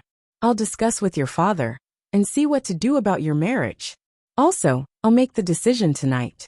I'll ask your second uncle, third uncle, and your aunt to come over for dinner. I'll also let him recognize his relatives. Got it. Grandma. Mother Shi had said this just now, so Shi Mingwan wasn't surprised at all. She pulled John House's hand and walked out. Her footsteps were a little fast. She was really afraid that if she stayed any longer, she wouldn't be able to control herself. After so long, this was the first time she realized that her grandmother had such a powerful ability. She did have some questions to ask John House. Therefore, she couldn't care less about Father Shi's fierce and sharp gaze, and left the house with John House. She took a nap. Coincidentally, the sun outside wasn't that bright anymore. The clouds in the sky covered the sun. A gust of wind blew over. Not only was it not hot, but it was also cool. Shi Mingwan breathed in the familiar fresh air of her hometown and turned to look at John House. Tell me, how did you do it? John House didn't answer her question. He just pinched her palm. Don't worry about how I did it. Did I win today? Although he was very unwilling to admit it, he really won. Shi Mingwan nodded. Yes, you won. So, you're going to marry me. Tell me first, how did you do it? Enticement. John House threw out 2 words. Shi Mingwan blinked and thought of Grandma Shi's usual personality. What benefits did you promise my grandmother? Without waiting for John House to answer, she suddenly raised her hand. No, tell me first, how did you know to look for my grandmother? She didn't believe that John House didn't have a helper. The biggest possibility was, my sister, right? She must have told you to look for my grandmother. Smart, it's your sister. John House smiled. He was quite satisfied with this future sister-in-law. She was the one who asked me to look for grandmother. Because Grandma Shi didn't have a good relationship with Mother Shi, and because she was angry that Father Shi refused to listen to her and adopt a stepson, she had always been taking turns staying at second uncle and third uncle's house. After John House received Shi Mingru's guidance, he quickly went to look for Grandma Shi. Of course, Shi Mingru brought him along. When Grandma Shi heard that he was Shi Mingwan's boyfriend, she listened to Shi Mingru's introduction. She didn't even take an afternoon nap, and suddenly became energetic. She chatted with John House for a while. After Shi Mingru went to work, she beat around the bush and listened to John House's conditions. She was certain that this was a rich husband. How could she let such a good man go? It was rare for Shi Mingwan to be so lucky to meet such a good man. Grandma Shi was so happy. More importantly, John House generously agreed to many of Grandma Shi's conditions. What did you agree to my grandma? Nothing much. John House looked at Shi Mingwan's beautiful side profile and avoided the question. If I can marry you, I don't think any conditions are a big deal. John House. That was because he didn't understand what kind of person Grandma Shi was. If he dared to agree to those conditions, Grandma Shi would have a way to ask for more in the future, like a bottomless pit. Don't worry. Grandma is very reasonable. It's really nothing much. Grandma Shi was reasonable? Shi Mingwan blinked and couldn't believe her ears. John House, what conditions did you agree to my grandma? If you don't tell me, I won't marry you. It's really not a big deal. John House stopped in his tracks and pressed his forehead against Shi Mingwan's forehead. He looked at her face with a hint of gentleness in his eyes. I told you those are nothing. No matter what price he had to pay, he was lucky to be able to marry her. And after Grandma Shi received his promises, she would naturally think of a way to convince Father Shi. He didn't want to use money to bribe anyone, but if such a move was useful, he didn't mind doing it. Moreover, although Grandma Shi occasionally looked unreliable, this time, she really wasn't the one who suggested it. John House took the initiative to agree. He roughly knew that Shi Mingwan and Grandma Shi didn't have a good relationship, and he also knew that after so many years, there were some things in Shi Mingwan's heart that she couldn't forget. If he could get Grandma Sure to agree to their marriage with just a little money and make their relationship better, then why wouldn't he do it? Zhang Hao's words moved Shi Mingwan a little. She looked at Zhang Hao and suddenly tiptoed and kissed him on the lips. Thank you, Zhang Hao. Her actions made Zhang Hao smile. He was obviously very satisfied with her initiative. However, that's it? Your thank you gift is still so insincere. Shi Mingwan's face turned red. What else do you want? Nothing. I just wanted to remind you. Remember that you lost to me, and you have to marry me. Shi Mingwan pulled her hand back and took a big step back. I won't. I didn't even propose. I won't marry you. You won't marry me. Zhang Hao narrowed his eyes and chased after Shi Mingwan. Shi Mingwan quickly ran away. The two of them chased each other on the road not far from the Shi family's house. They didn't stop until Shi Mingwan met an acquaintance. After Shi Mingwan took Zhang Hao around the town and brought him home, she realized that although Father Shi's expression was still ugly, he didn't chase Zhang Hao out anymore. He looked at Zhang Hao with displeasure in his eyes. Chapter 707. Shi Mingwan took a step forward. Dad, Father Shi felt even more uncomfortable when he saw her like this. He couldn't help but raise his voice. Why? Can't I talk to him for a bit? Go and help your mother cook. You come with me. It was still too early to cook. Grandma Shi wasn't around right now. It seemed like she had gone to second uncle and third uncle's house to call for someone. Shi Mingwan was a little worried and couldn't help but glance at Zhang Hao. Facing his future father-in-law's fierce gaze, Zhang Hao patted the back of Shi Mingwan's hand comfortingly and followed behind Father Shi. Half an hour later, Zhang Hao returned behind Father Shi. The two of them seemed to be quite friendly. Shi Mingwan thought, this must be my imagination. Yes, it must be. Today's experience was quite novel for Zhang Hao. This was the first time he was put in a difficult position. It was the first time he was chased out of his house, and the first time he was threatened. It was the first time Kuo Lianshan had eaten with such a large table of people. He had a lot of social engagements in the business world, but there weren't many people who could sit in front of him. Shi Mingwan's family consisted of 4 people, including Grandma Shi. There were 4 from second Uncle Shi's family, and 5 from third Uncle Shi's family. Shi Mingwan's aunt was also called back by Grandma Shi. 2 tables were filled with people. The table was outside in the courtyard. She ate the dishes cooked by Mother Shi herself. The ingredients were all ready-made. The chickens were reared in the back, and the vegetables were picked from the fields. He was drinking the soju that Father Shi brewed himself, using the rural method. It didn't look like much, but it was full of power. Although Shi Mingwan and Grandma Shi occasionally didn't get along because of the matter of adoption. However, the 2 uncles and aunts were not bad people. The whole family was happy and harmonious. Although there were occasional restraints, this kind of atmosphere was very fresh for Zhang Hao. He was inevitably drunk. After getting drunk, he slept in Shi Mingwan's room upstairs for the whole day. In the end, when he woke up the next day, under Father Shi's disdainful gaze, he brought him to the field. In this season many vegetables were already ripe, such as beans, eggplants, and loofah. Father Shi asked him to help pick the vegetables. Shi Mingwan wanted to help, but Father Shi wouldn't let her. He said that this was a chance for Zhang Hao to perform. What could Zhang Hao say? Of course he followed them. However, this vegetable was not finished. Zhang Hao received a call from Tang Hua. Something had happened in Qingcheng. After leaving the Shi family, Zhang Hao drove a little faster.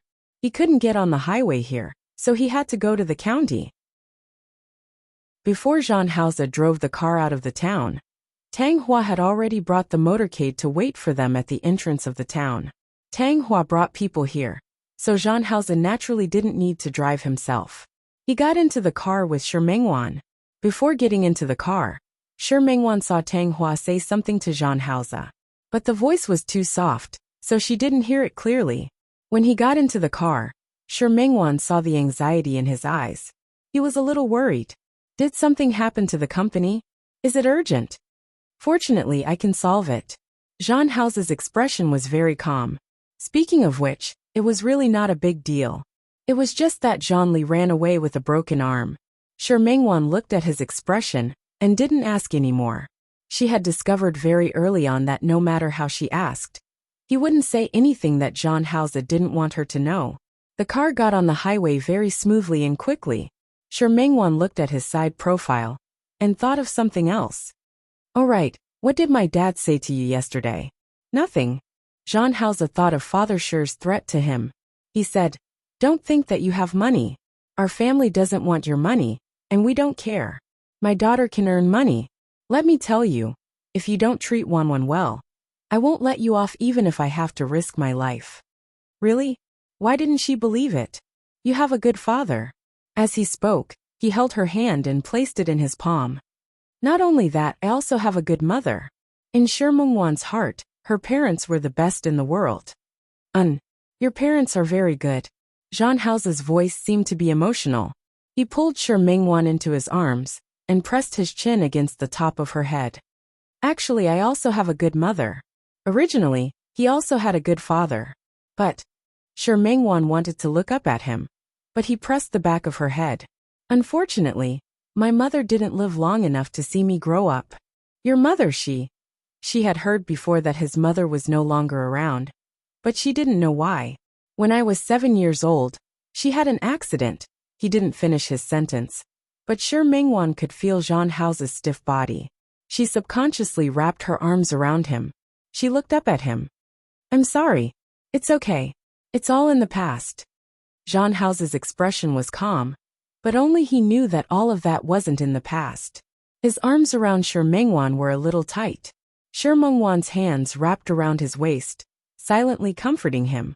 Zhang Haozi's heart was as hard as a knife.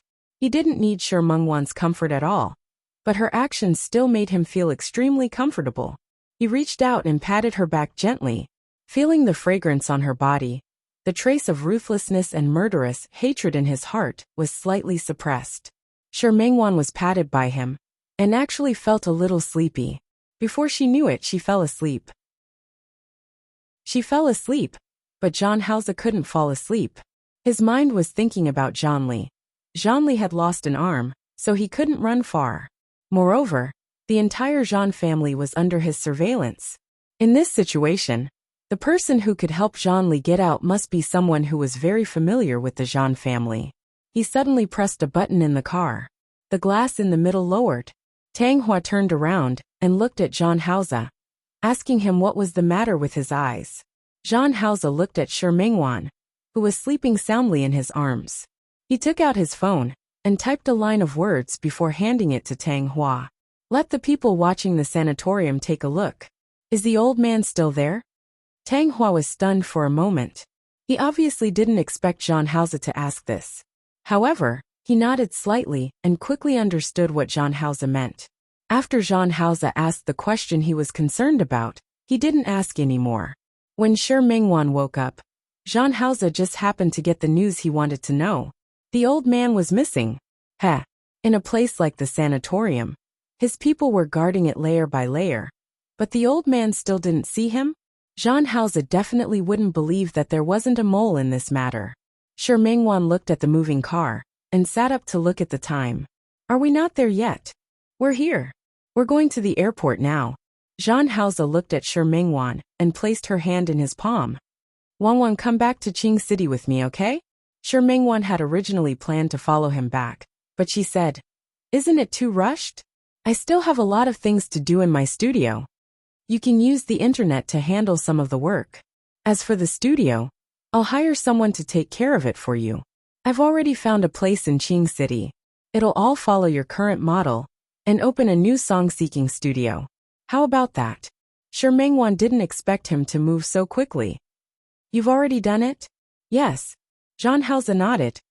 "I've found a place. It's not far from my company in Qing City. Also, the location and half of it are based on your current style. When we go to Qing City, you can go take a look yourself. You've already taken care of it. Can I still find a reason to refuse?" "No." Zhang Haozi looked at her with a deep gaze.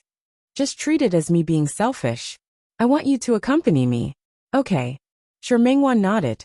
Zhang Haozi knew that she would agree, but he didn't expect her to agree so quickly. "Wanwan, it's my job anyway. It doesn't matter where I go. I can work hard to start my own business in Lin City. So I believe I can do well in Qing City. Besides, there's still you. You'll help me, right? Yes. Zhang Haoze nodded. I'll help you. 4 hours later, Zhang Haoze and Shi Mingwan arrived at Cherry Blossom Manor. You rest for a while. I have something to take care of. I probably can't have dinner with you tonight. Okay. Shi Mingwan wasn't a teenage girl who would pester her boyfriend to accompany her every day. If you have something to do, go ahead. I'm a little busy these few days. If you want to go to Rong City to see Mrs. Hua, I'll get someone to send you there. Okay, I'll think about when to go. Last time, Su Qingseng was still waiting for her to explain what happened with Zhang Haoze. She hadn't told her properly yet. This time, she had to explain it to Su Qingseng properly. Zhang Haoze was a little moved by how considerate she was, and how she didn't quarrel with him. He lowered his head and kissed her lips until she was panting. Wait for me to come back. Zhang Haoze finished explaining. When he left Cherry Blossom Manor, he asked Tang Hua to double the number of guards here before leaving. His destination was the Zhan family's mansion. The Zhan family's mansion was at the foot of the Green Mountain, near the suburbs of Qing City. Looking up from the foot of the mountain, the entire area belonged to the Zhan family. Other than the main building in the middle, there were also side buildings on both sides and side buildings at the back. Zhang Kuan was old and didn't like others to disturb him. Therefore, even the descendant of the Zhan family, Zhan Lai, lived in the side building. After Zhang Kuan was sent to the sanatorium, the side building locked up Zhan Lai by Xu Qiao, Zhan Li and Zhan Yang's family. Zhang Haoze was afraid that they would be afraid, so he asked people to guard them. Other than the cook and the 2 cleaning servants, no one else could come in. Usually, the people in charge of buying vegetables were arranged by Zhang Haoze. Others could go in, but Zhan Lai's family couldn't go out. So now that Zhan Li had disappeared, it was really suspicious. After entering the door, Zhan Lai sat on the sofa. Zhan Yang had a broken leg, so he naturally couldn't run away. Bai Shuqiao sat next to Zhan Yang. When she saw Zhang Haoze enter, she was like an angry cat and started cursing again. Zhang Haoze didn't even look at her and walked straight to Zhan Lai. Where is he? He was tall and had no less than 10 bodyguards behind him. More than 10 people squeezed into the living room. Even though the living room of the Zhan family wasn't small, it still looked very cramped. Bai Shuqiao stood up and pointed at Zhang Haoze's nose. Zhang Haoze, aren't you vicious? Zhan Li is your younger brother, and you actually let someone break his hand. It's one thing to break his hand, but you still want to lock us up. Let me tell you, do you think you can lock us up for the rest of our lives? Let me tell you, don't even think about it. She continued to curse, and the words that followed became more and more unpleasant to hear. Zhang Haoze walked past her and directly in front of Zhan Lai. Where is he? Zhan Lai sat on the sofa and didn't dare to speak. Zhang Haoze sneered and clapped his hands. Soon someone came in. Zhang Haoze. Zhan Lai didn't understand what he was going to do until he saw Zhang Haoze's man holding a knife and pointing it at Zhan Yang's uncrippled leg. Zhang Haoze, what are you doing? Zhang Haoze, tell him to put down the knife. What exactly do you want to do? Zhang Haoze wasn't moved at all.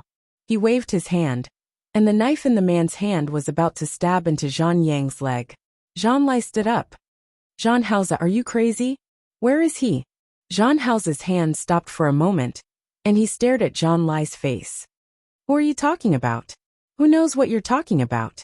Zhang Kuan and Zhan Li, where are they? How would I know? As soon as Zhan Lai finished speaking, Zhang Haoze's finger moved. The knife had already pierced into Zhan Yang's thigh. Ah, Zhan Yang cried out. Bai Shuqiao screamed and wanted to rush over. But she was held up by someone. I like to be polite before resorting to force. Zhang Haoze looked quite easy to talk to. How did Zhan Li leave this place? Where is Zhang Kuan? If you don't tell me, I can only continue. As he spoke, the knife that was stabbed into Zhan Yang's thigh was pulled out. Blood gushed out, and Zhan Yang screamed even more miserably. Zhan Lai stood up, and someone held him up from behind. He couldn't move at all. He shouted at Zhang Haoze. Zhang Haoze, do you have a conscience? He's your younger brother. My mother only gave birth to me. I don't have a younger brother. Zhang Haoze tilted his head, and the knife stabbed in again. Zhang Yang was about to faint from the pain. Bai Shuqiao was furious. She kept cursing, but she was afraid that Zhang Haoze would use even more ruthless methods later. Stop. Zhang Lai was furious. I'm your father. Stop right now. Zhang Haoze raised his head. The person who was holding Zhang Lai actually bent her knees. Ha! Zhang Lai had been living a comfortable life all these years. His face turned pale when he was suddenly treated like this. Zhang Haoze, you. Don't say that you're my father. You don't deserve it. Zhang Haoze looked at him coldly. His gaze was cold, without a trace of warmth. His eyes were filled with deep hatred. He looked at them, as if he was looking at a dead person. If you don't tell me where Zhang Kun is today, I can only continue to poke holes in your beloved youngest son's body. I just don't know how long he can last. As he spoke, the subordinate pulled out the knife again. This time, Zhang Yang didn't even scream. He fainted from the pain. Bai Shuqiao wanted to stand up again, but she ended up like Zhang Lai. Her knees were pushed forward, and it looked like she was going to kneel down to Zhang Haoze. She hated him more and more, but her cursing became much softer. When Zhang Haoze's men were about to stab him for the third time, Zhang Lai finally couldn't take it anymore. Enough. I'll talk. Zhang Haoze asked his men to stop. Zhang Lai looked at Zhang Haoze. I don't know. Just as Zhang Haoze was about to get someone to attack again, Zhang Lai quickly explained, I really don't know. The last time Uncle Qi came to see us, he said he would think of a way. The next day, we found out that Zhang Li had disappeared. Afraid that Zhang Haoze would make another move, Zhang Lai shrunk his neck. I only know this much. I don't know the rest. Zhang Haoze stood still, and his subordinate's knife once again pressed against Zhang Yang's leg. I really don't know. Everything was arranged by Uncle Qi, we just listened to him. Zhang Haoze asked his men to stop, and stared at Zhang Lai for a long time. With a wave of his hand, he quickly left with the dozen bodyguards. As for the wound on Zhang Yang's leg, as long as it didn't pierce his bones, he wouldn't die. For the next 2 days, Zhang Haoze was looking for Zhang Kun and Zhang Yang. Zhang Yang was not to be feared, but Zhang Kun. He had controlled the Zhang family for so many years, and his methods were first-rate, sinister and ruthless. It turned out that he hadn't been given a chance. So be it. Now that there was a chance, he wouldn't let it go so easily. He just didn't know what Zhang Kun was planning to do. No matter what he did, Zhang Haoze wasn't afraid. He had already made all the necessary preparations. Naturally, he wouldn't let Zhang Kun have the chance to take back the power that was already in his hands. Moreover, his goal was to destroy the Zhang family. When he returned to the Cherry Blossom Manor, Shi Mengwan was already asleep. These few days, he had been busy searching for Zhang Kun's whereabouts, so he had neglected her a lot. He lowered his head and kissed her forehead. Zhang Haoze's movements were very light, but he accidentally woke Shi Mengwan up. Dear brother? In a daze, Shi Mengwan, who had dreamed of her youth, thought that her dear brother had returned. Zhang Haoze's response was to give her another kiss. Only then did she wake up. Why did you only come back now? Have you eaten? I've eaten. I've been busy recently, so I neglected you. As Zhang Haoze spoke, he kissed her on the lips again. Shi Mengwan shook her head. It's okay. I wasn't idle either. In the Cherry Blossom Manor, there was a full set of drawing tools that Zhang Haoze had sent over. A work desk, a computer, everything was available. She would be busy these few days. Her wedding with Zhang Haoze was only a matter of time. She had her own ideas about her wedding. Not only did she have her own ideas, but she also had requirements for the wedding dress. In this way, she had something to do, so she was much calmer about Zhang Haoze not coming back. I'll accompany you after I'm done with my work. Zhang Haoze thought for a moment. How about I take you to see the studio tomorrow? The renovations are almost done. If you have any ideas, you can bring them up. Sure. Shi Mengwan wanted to go when she heard him say that, but Zhang Haoze had been busy, so she didn't mention it. Well, then go to bed early. We'll go to the studio tomorrow. He didn't touch Shi Mengwan. He kissed her on the forehead and let her sleep. Zhang Kun couldn't find him for a while, But he wasn't in a hurry. The next morning, Jean Hausa woke up and brought Shi Mingwan to the studio he had arranged for her. However, before he could go out, he received the news from Tang Hua. There was news of Zhang Kuan. Jean Hausa hung up the phone and looked at Shi Mingwan with an inexplicable sense of guilt. If you have something to do, go do it. Don't worry about me. Wan Wan. It's okay. You can ask anyone to accompany me. Chapter 708. The news that Jean Hausa received was that two people suspected to be Zhang Kuan and Zhang Li appeared in a villa near the sanatorium. He knew that there was a property there that belonged to Zhang Li. If it was really in their place, then it would be a piece of cake to get it. After driving for about 40 minutes, they were about to arrive at Zhang Li's villa. In the villa, Zhang Kuan and Zhang Li didn't seem surprised by Jean Hausa's arrival at all. Especially Zhang Kuan. His old face, which was covered in age spots, had a strange smile on it. He looked at Jean Hausa. He was already a candle in the wind. Another stroke, and the stimulation almost made him die. But he was Zhang Kuan after all. He brought himself back to life. Looking at Jean Hausa, his face was full of pride. Jean Hausa, you still have the face to come? Zhang Li stood up. One of his hands was broken. Although he had a prosthetic limb, it couldn't be as nimble as a real hand. This was also the reason why he hated Jean Hausa. Jean Hausa didn't even look at them. He only stared at Zhang Kuan.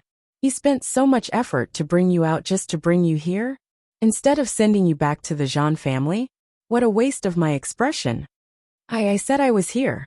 Zhang Kuan glared at Jean Hausa with a cold gaze. I of course came here because I have something to do. Return to the Jean family? He wanted to. But Jean Hausa surrounded the Jean family like an iron bucket. If he hadn't thought of a way this time, he wouldn't have been able to come out. Thinking of this, Zhang Kuan hated him even more. His eyes were filled with coldness, as if he wanted to kill Jean Hausa. Something to do. Who's going to help you? Uncle Chi. Before Zhang Kuan could say anything, Zhang Li smiled when he heard his words. Uncle Chi can naturally help Grandpa. After all, he's someone who can represent Grandpa. Really? Jean Hausa smiled and walked to the sofa opposite Zhang Li and sat down. Then let's guess what you want Uncle Chi to do. For example, take back the Jean family. Let others know that you plan to hand the Jean family over to this piece of trash? Who are you scolding? Zhang Li couldn't take it anymore and wanted to rush up. But the bodyguard behind Jean Hausa stood forward. So Zhang Li couldn't win. As soon as they came out today, Zhang Kuan couldn't wait to find some of his trusted aides. After finding them, he didn't need them to protect him. He knew that Jean Hausa would not let him die so easily. Therefore, he asked everyone to follow Uncle Chi as long as he took back the Jean family. What was Jean Hausa's people worth? Jean Hausa, don't be too proud. After today, your horse will have nothing. Is that so? Jean Hausa nodded. Why don't we wait here for a while? Look who has nothing. Zhang Kuan's eyes widened. He looked at Jean Hausa and suddenly had a bad premonition. Soon his phone rang. On the other end of the phone was one of his trusted aides other than Uncle Chi. Old Master Uncle Chi ran away. What? Zhang Kuan's hoarse voice almost broke. She didn't believe him at all. What did you say? Uncle Chi has been captured. Zhang Kuan could no longer hear what was said on the other side of the phone. He widened his eyes and looked at Jean Hausa. What did you do? It was impossible for Uncle Chi to betray him. He was suddenly captured. Jean Hausa must have done something. Jean Hausa smiled, but his smile didn't reach his eyes. His expression was cold. You should ask, what did Uncle Chi do? What did he mean? Zhang Kuan's eyes widened. You. Jean Hausa, what did you do to Uncle Chi? Zhang Li's arrogant voice didn't enter Jean Hausa's ears. He looked at Zhang Kuan. Or did you ask Uncle Chi to do something? Zhang Kuan's methods were vicious and ruthless. After so many years, he had gotten rid of all those people who had gotten in his way. The most important person among them was naturally Uncle Chi after decades. How many people's blood had Uncle Chi's hands been stained with? Even Zhang Kuan didn't know. Don't worry. Soon it will be your turn. You. Just like every time in the past, Zhang Kuan was extremely angry at Jean Hausa. However, he quickly came back to his senses. Do you think you've won? He forced himself to focus and glared at John Hauser. Why don't you call and ask where your woman is now? John Hauser narrowed his eyes. His phone rang at this moment. It was the bodyguard he had sent to follow Shi Mingwan to protect her. He didn't know what was said on the other end of the phone, but John Hauser's brows furrowed tightly. He raised his head and looked at Zhang Kuan. What did you do? Zhang Kuan seemed to know what the call was about. He was also looking at him with a gloomy smile on his face. Your woman is in my hands. Zhang Kuan sneered and said. His hoarse voice was very unpleasant to the ears. The content that was revealed was even more unpleasant to the ears. Tang Hua, who was following beside John Hauser, looked at John Hauser worriedly. John Hauser hung up the phone and stared straight at Zhang Kuan. What did you say? I said, your woman is in my hands now. Zhang Kuan felt that he had finally been able to relax. If you don't want anything to happen to your woman, then get someone to release Uncle Qi and hand over the Zhan family. Zhang Hauser sat there and looked at the proud and arrogant grandfather and grandson in front of him. He suddenly smiled. What makes you think that I will hand over the entire Zhan family for a woman? You won't. It's just a woman. Compared to the entire Zhan family, she's really insignificant. Moreover, the Zhan family is in my hands. How many women can I want? Zhang Kuan shook his head. He looked at John Hauser as if he was looking at him, but at the same time, it didn't seem like he was looking at him. No, you will. I didn't know that you know me so well. John Hauser's face darkened. You're sure about something that even I'm not sure about? Of course I'm sure. Because you're just like your father. Stupid and ridiculous. You'll abandon everything for a woman. At the thought of Zhan Lai, Zhang Kuan's expression turned ugly. Is that so? Zhang Hauser's eyes darkened. But I'm not my father. I refuse. You. Zhang Kuan didn't believe his ears. I don't believe it. I don't believe it at all. You did it on purpose. You did it on purpose. Do you think I'll let that woman go just because you said that? You've forgotten one thing. I'm not my father. He stood up and looked at Zhang Kuan. Don't worry. Uncle Qi isn't the only one with a criminal record. The police are already on their way. I originally thought that at your age, I would have a greater sense of accomplishment if I let you stay in the sanatorium and watch me destroy the Zhan family bit by bit. But now, you'd better go to prison and watch me destroy the Zhan family. Zhang Hauser. Zhan Li stood up. Don't be too smug. Let me tell you, if you don't hand over the Zhan family, your woman is dead. Zhang Kuan couldn't hold on any longer. He looked at Zhang Hauser. I don't believe it, I don't believe it. A police siren sounded outside the door. Zhang Hauser turned around and walked out. Zhang Kuan kept shaking his head behind him. I don't believe it. I don't believe that you really don't care. Do you really not care about that woman's life or death? Impossible. Zhang Hauser should be as stupid as his father. He should be as stupid as his father. He should abandon the Zhan family for a woman. He should be the same as his father. Zhang Kuan's body softened. He began to feel uncomfortable again. But what was even more uncomfortable was to come. When Zhang Hauser walked to the door, he stopped for a moment. He turned around and looked at Zhang Kuan, whose face was ashen, and who was about to faint. Oh right, I forgot to say one thing. You can call your people and ask who the woman he kidnapped is. Zhang Kuan's eyes widened. At the same time, the phone in Zhan Li's hand rang. The voice on the other end of the phone was full of panic. Old master, we kidnapped the wrong person. The person we kidnapped isn't that woman. Zhang Kuan could no longer hear what was said after that. His eyes rolled back and he fainted. Zhan Li wanted to do something else, but the police outside the door had already come in. He began to retreat. I didn't commit a crime. Why are you arresting me? I didn't commit a crime. You can't arrest me. I want to find a lawyer. Zhang Hauser couldn't hear what he said after that, and he didn't want to hear it. After getting into the car, the convoy quickly headed towards the city center. Shi Mingwan looked at the office environment in front of her, which was more than twice the size of her studio in Lin City, but the decoration style was the same. Other than satisfaction and surprise, there was nothing else in her eyes. She didn't know how long it would take to renovate this place, but it definitely couldn't be done in a day or two. This time, Jean Hausa had only gone to look for her during this period of time, which meant that he had been preparing for a long time. She suddenly believed what he had said about Chen Feifei. He had really started to think about breaking off the engagement a long time ago, and then being with her. Otherwise, he wouldn't be so attentive, especially when she saw a few of her designs in the exhibition hall. Other than the ones she had participated in the French competition last time, there were also a few that she had participated in the domestic competition. Other than the award-winning works, there were even some of her early and slightly immature designs. All of them could be seen here. She suddenly wanted to see Jean Hausa very, very much. She wanted to ask the bodyguard where Jean Hausa was. If possible, she wanted to go directly to Jean Hausa's place. She wanted to go find him. She really liked this gift too much, too much.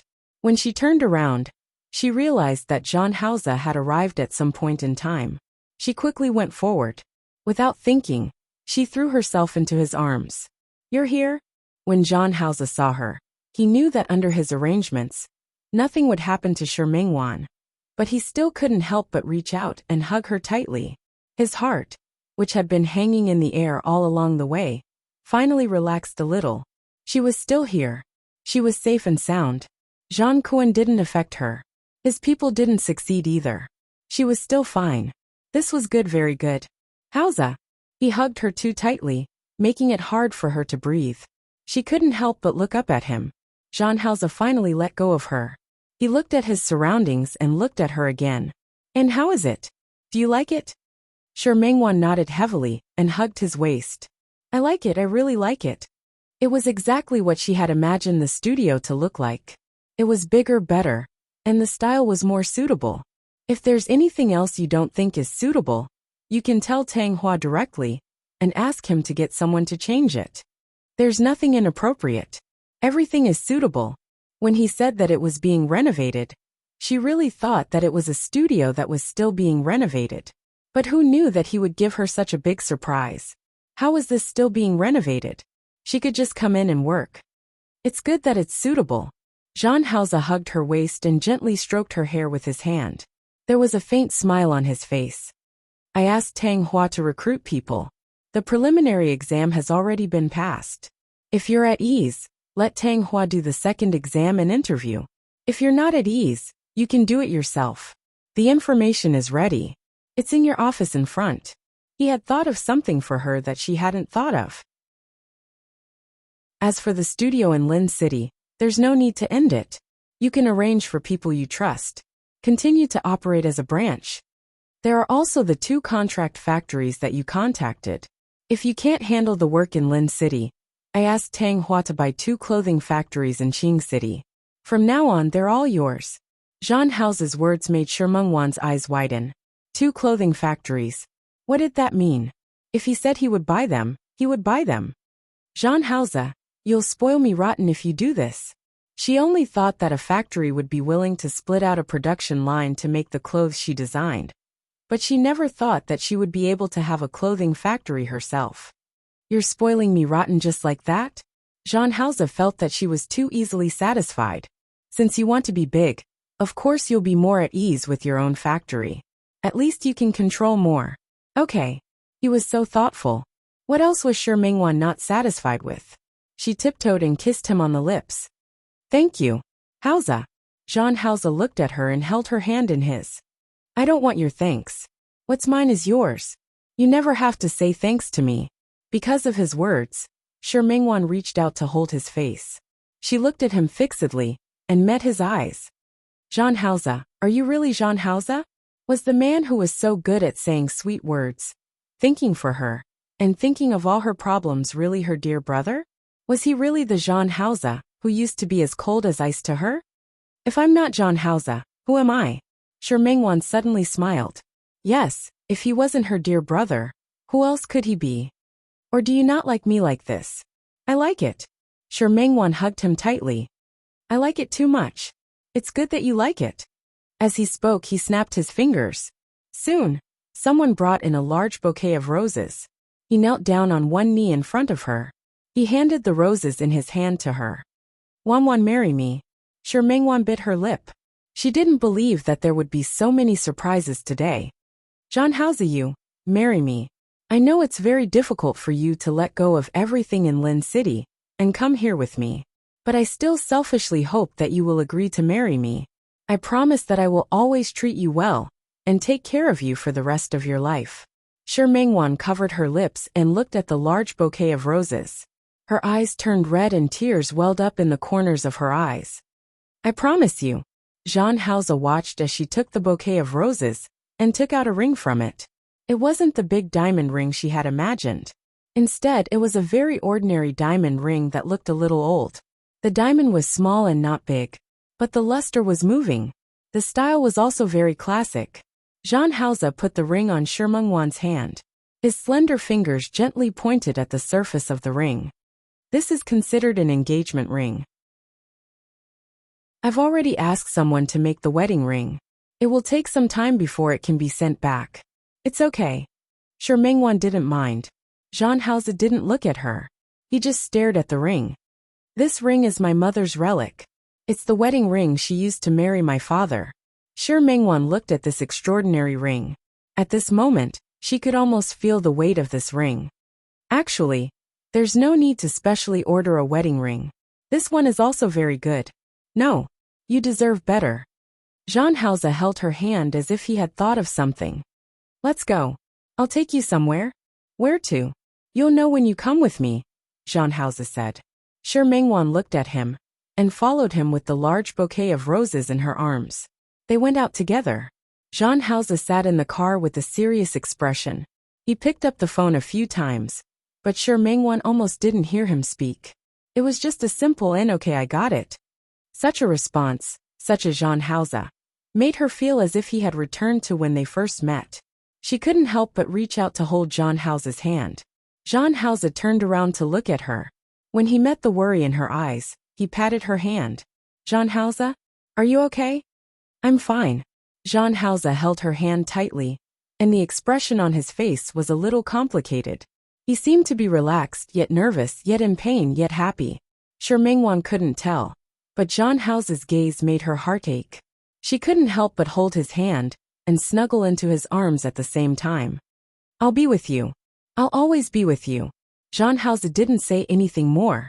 He just pressed his chin against the top of her head and smelled the faint fragrance on her body.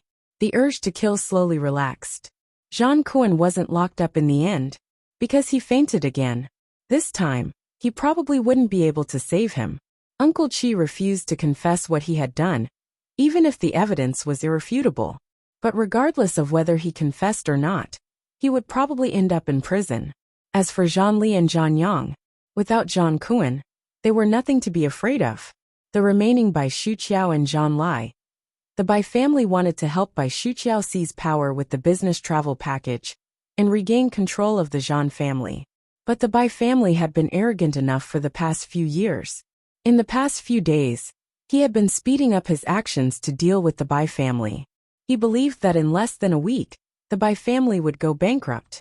If the Bai family went bankrupt, Bai Shuqiao would no longer have any bargaining chips or loyalty. Zhang Lai would lose such help, and Zhang Li and Zhang Yang wouldn't be able to live up to expectations. The Zhang family could be considered to be completely finished, and his cautiousness and forbearance over the past few months had also come to an end. The police were already on their way to the Zhang family's mansion. It wouldn't take long for the Zhang family to be sealed up. After all, Zhang Kuan, Uncle Qi, and Zhang Lai's hands weren't clean. Without the Zhang family might be even worse than ordinary people. His long-cherished wish had finally come true. Chapter 709. Shi Mengwan, who was sitting in the car, only saw that it was a mountain. The mountain wasn't very high, and the car drove straight up the mountain. They were now halfway up the mountain. Following Zhang Haoze out of the car, he held her hand and walked to a small path on the side. Shi Mengwan had a faint premonition in her heart. She knew why he brought her here and what he wanted to do. Sure enough, after going around a small hill, she saw a very grand and magnificent graveyard. Someone behind Zhang Haoze handed him 3 bouquets of chrysanthemums. Wan, this is my mom. Shi Mengwan looked at the cemetery, discovered that the cemetery is not just for one person. On both sides were two larger tombstones, and on the right was a woman. The woman in the black and white photo was smiling brightly, and her eyebrows and eyes were somewhat similar to Jean House's. On it was written, Mother Chiao Ruolia's grave. Jean House stood there sobbing. Was this Jean House's mother? She looked at Jean House, and then at the other two graves. The larger one on the right read, Father Jeanlia's grave. It was also erected by Jean House.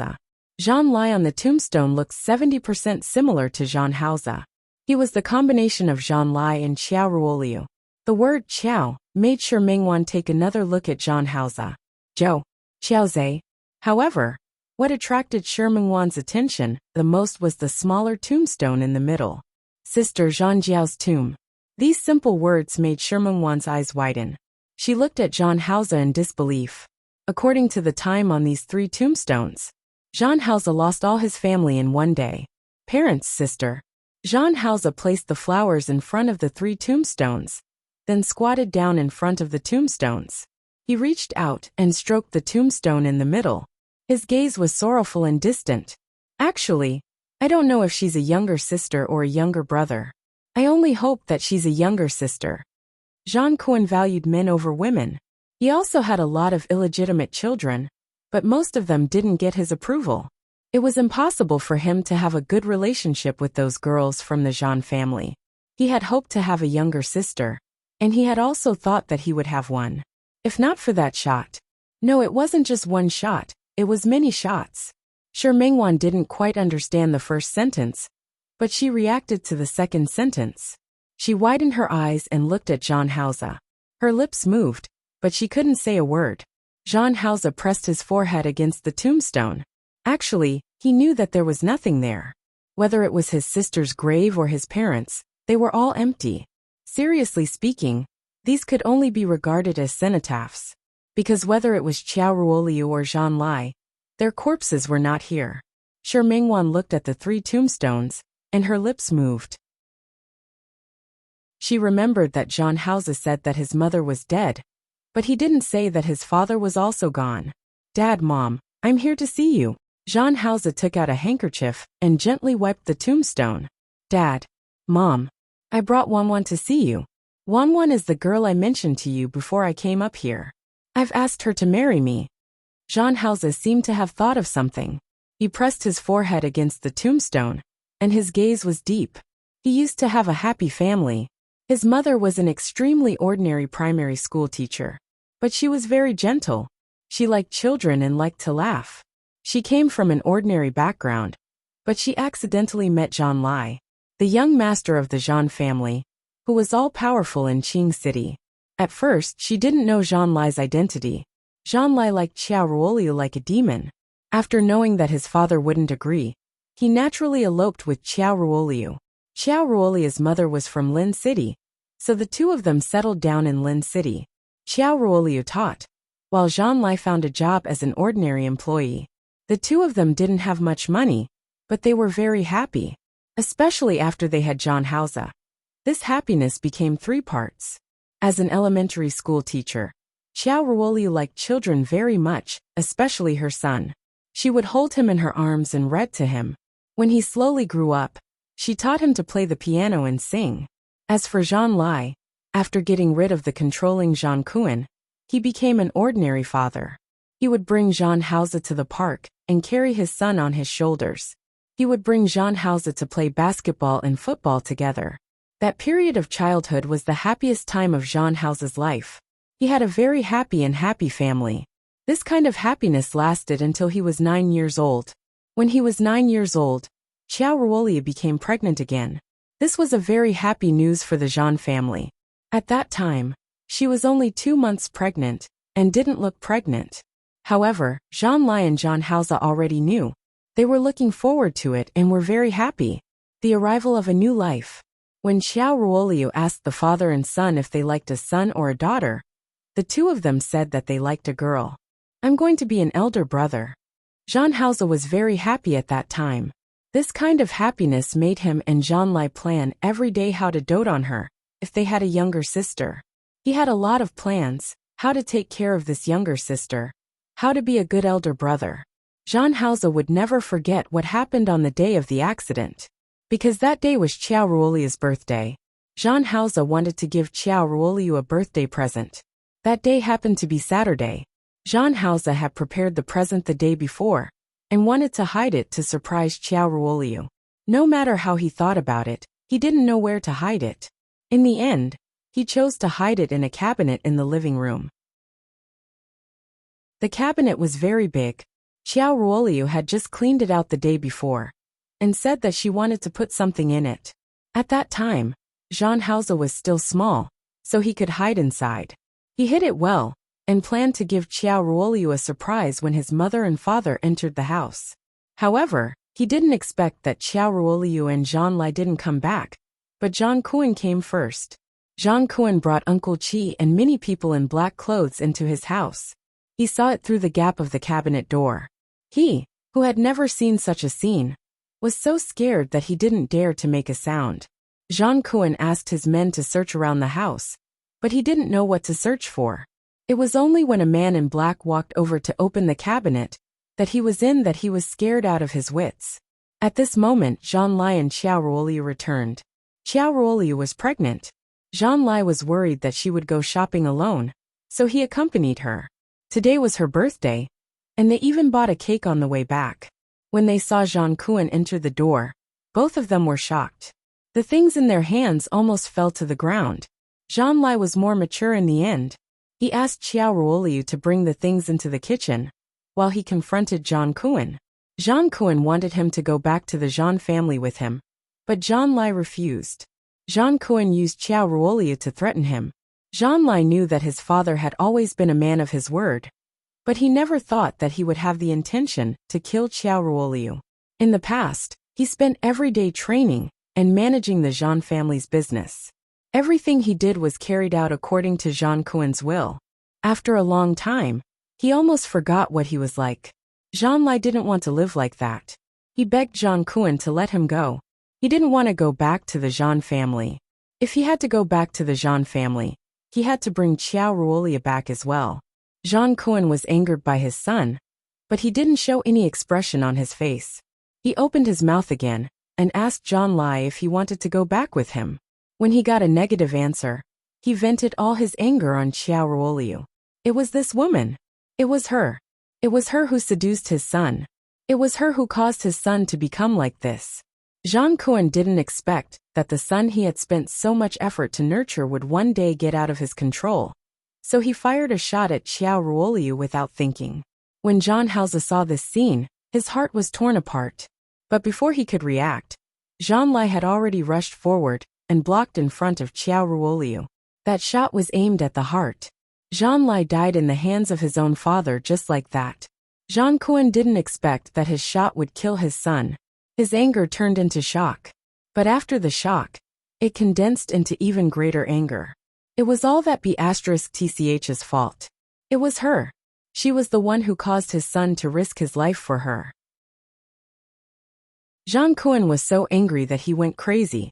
When he saw Qiao Ruoliu, who had pounced on Zhan Lai and was crying loudly, he felt extremely angry.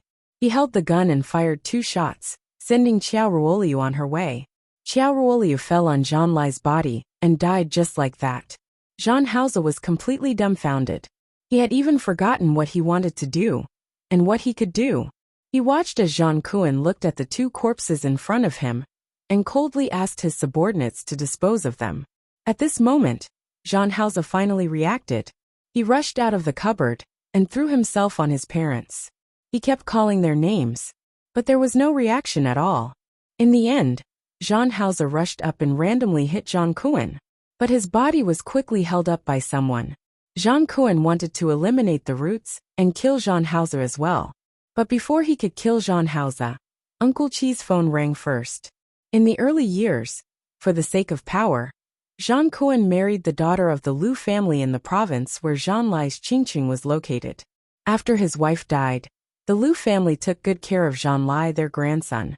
Previously, he hadn't come looking for him, because Zhan Lai was under the protection of the outer sect. Recently, the Lu family had fallen into some small trouble. Zhang Kuan could finally teach Zhan Lai a lesson. who knew that this lesson would cause him to lose his sense of propriety. Zhang Lai was dead. Uncle Qi received the news at this moment. Zhang Lai's grandfather had actually been re-elected. Although Zhang Kuan's power was great, it was impossible for him to disregard the power of the government. Just now, he had killed Zhang Lai and Xiao Ruoliu on impulse. But now that he had calmed down, he knew that he was in trouble. Zhang Lai's grandfather pitied his grandson for losing his mother early, so he valued this grandson very much. Now Zhang Lai was dead, and he died at his hands. It was time for him to expand his power. If Zhang Lai's grandfather went all out to deal with him, it would be quite troublesome. Zhang Kuan wasn't afraid of trouble, but he didn't want to stop expanding his business territory. After thinking about it, he decided not to kill Zhang Haoze for the time being. At least, Zhang Haoze couldn't die now. He had someone knock Zhang Haoze out and bring him back to Qing City. And then, in order to cover up his actions, he ordered Uncle Qi to deal with Zhang Lai and Xiao Ruoliu's bodies. When he got on the plane, Zhang Kuan, who was already crazy, looked at the unconscious Zhang Haoze and thought of a very crazy plan. He couldn't let anyone know that he had killed Zhang Lai. Then the best way was to let Zhang Lai still be alive. On this point, Zhang Kuan couldn't help but rejoice. Although his illegitimate children couldn't be seen in public, they were of some use at this time. Because one of his illegitimate children looked 70% similar to him. Zhang Lai's appearance was very similar to his. That illegitimate child only looked 60% similar to Zhang Lai. Zhang Kuan asked someone to bring the illegitimate child back to the old house. Then, he hired a first-class plastic surgeon to do a microsurgery on the illegitimate child. In the end, a fake Zhang Lai was born just like that. Zhang Lai's grandfather was already old. He hadn't seen his grandson for a few years, so he naturally missed him. That illegitimate child was already married and had given birth to Zhang Li and Zhang Yang. Zhang Kuan knew all of this, but in the past he didn't care, nor did he value it. Now he began to pretend to value it. He let the fake Zhang Lai learn some of Zhang Lai's previous behaviors and habits, until the two of them were very close. That was why he let him appear in front of Zhang Lai's grandfather. Why did he leave Zhang Haoze alive? It was his last trump card. If the fake Zhang Lai couldn't be fooled, then no matter what, Zhang Haoze was still the great-grandson of the Lu family. At crucial times, it was always a protective talisman. If the fake Zhang Lai could be fooled, then Zhang Haoze would be useless. In fact, according to Zhang Kuan's plan, it didn't matter whether Zhang Haoze stayed or not. It was Uncle Qi's idea to keep Zhang Haoze. He was also one of the people who nurtured Zhang Lai. He had watched Zhang Lai grow up. At that moment he felt a trace of compassion. He spared Zhang Haoze's life. But Zhang Haoze knew that his parents had died in Zhang Kuan's hands. So how could he let it go so easily? In order to convince Zhang Kuan, Uncle Qi made a suggestion. He could hypnotize Zhang Haoze and make him forget what had happened in the past. It had to be said that this idea was not bad. Zhang Kuan had killed the son he had raised on impulse. Although he didn't regret it, he was still willing to give Zhang Haoze a chance. The 9-year-old Zhang Haoze was hypnotized. He had forgotten that it was a scene he would pursue for the rest of his life. Not only did he forget, but after he was hypnotized, he actually thought that the fake Zhang Lai was his father. In order to coax the Lu family, Zhang Li and Zhang Yang were not brought back to the Zhang family's mansion. Zhang Kuan decided to nurture a new successor that he liked. That was Zhang Haoze. Didn't you, Zhang Lai, not want to go back to the Zhang family? Didn't you not want to take over the Zhang family? I want your son to take over. I want your son to stay in the Zhang family forever. Zhang Haoze, who was hypnotized, always felt that something was wrong. But he was too young, and the power of hypnosis was too strong. He couldn't remember. But he instinctively didn't like Zhang Kuan very much. Every time he faced him, he would be very resistant, including the fake Zhang Lai. He would call him father, but he no longer had the same intimacy as before. He wasn't close to Zhang Lai, but he was dismissive towards Zhang Kuan. Every time he saw him, his face would be cold. It was fine once or twice, but after a long time, Zhang Kuan didn't want to see him anymore. After acting in front of the Lu family and successfully deceiving them, he had also lost his patience with Zhang Haoze. who didn't like him every time he saw him.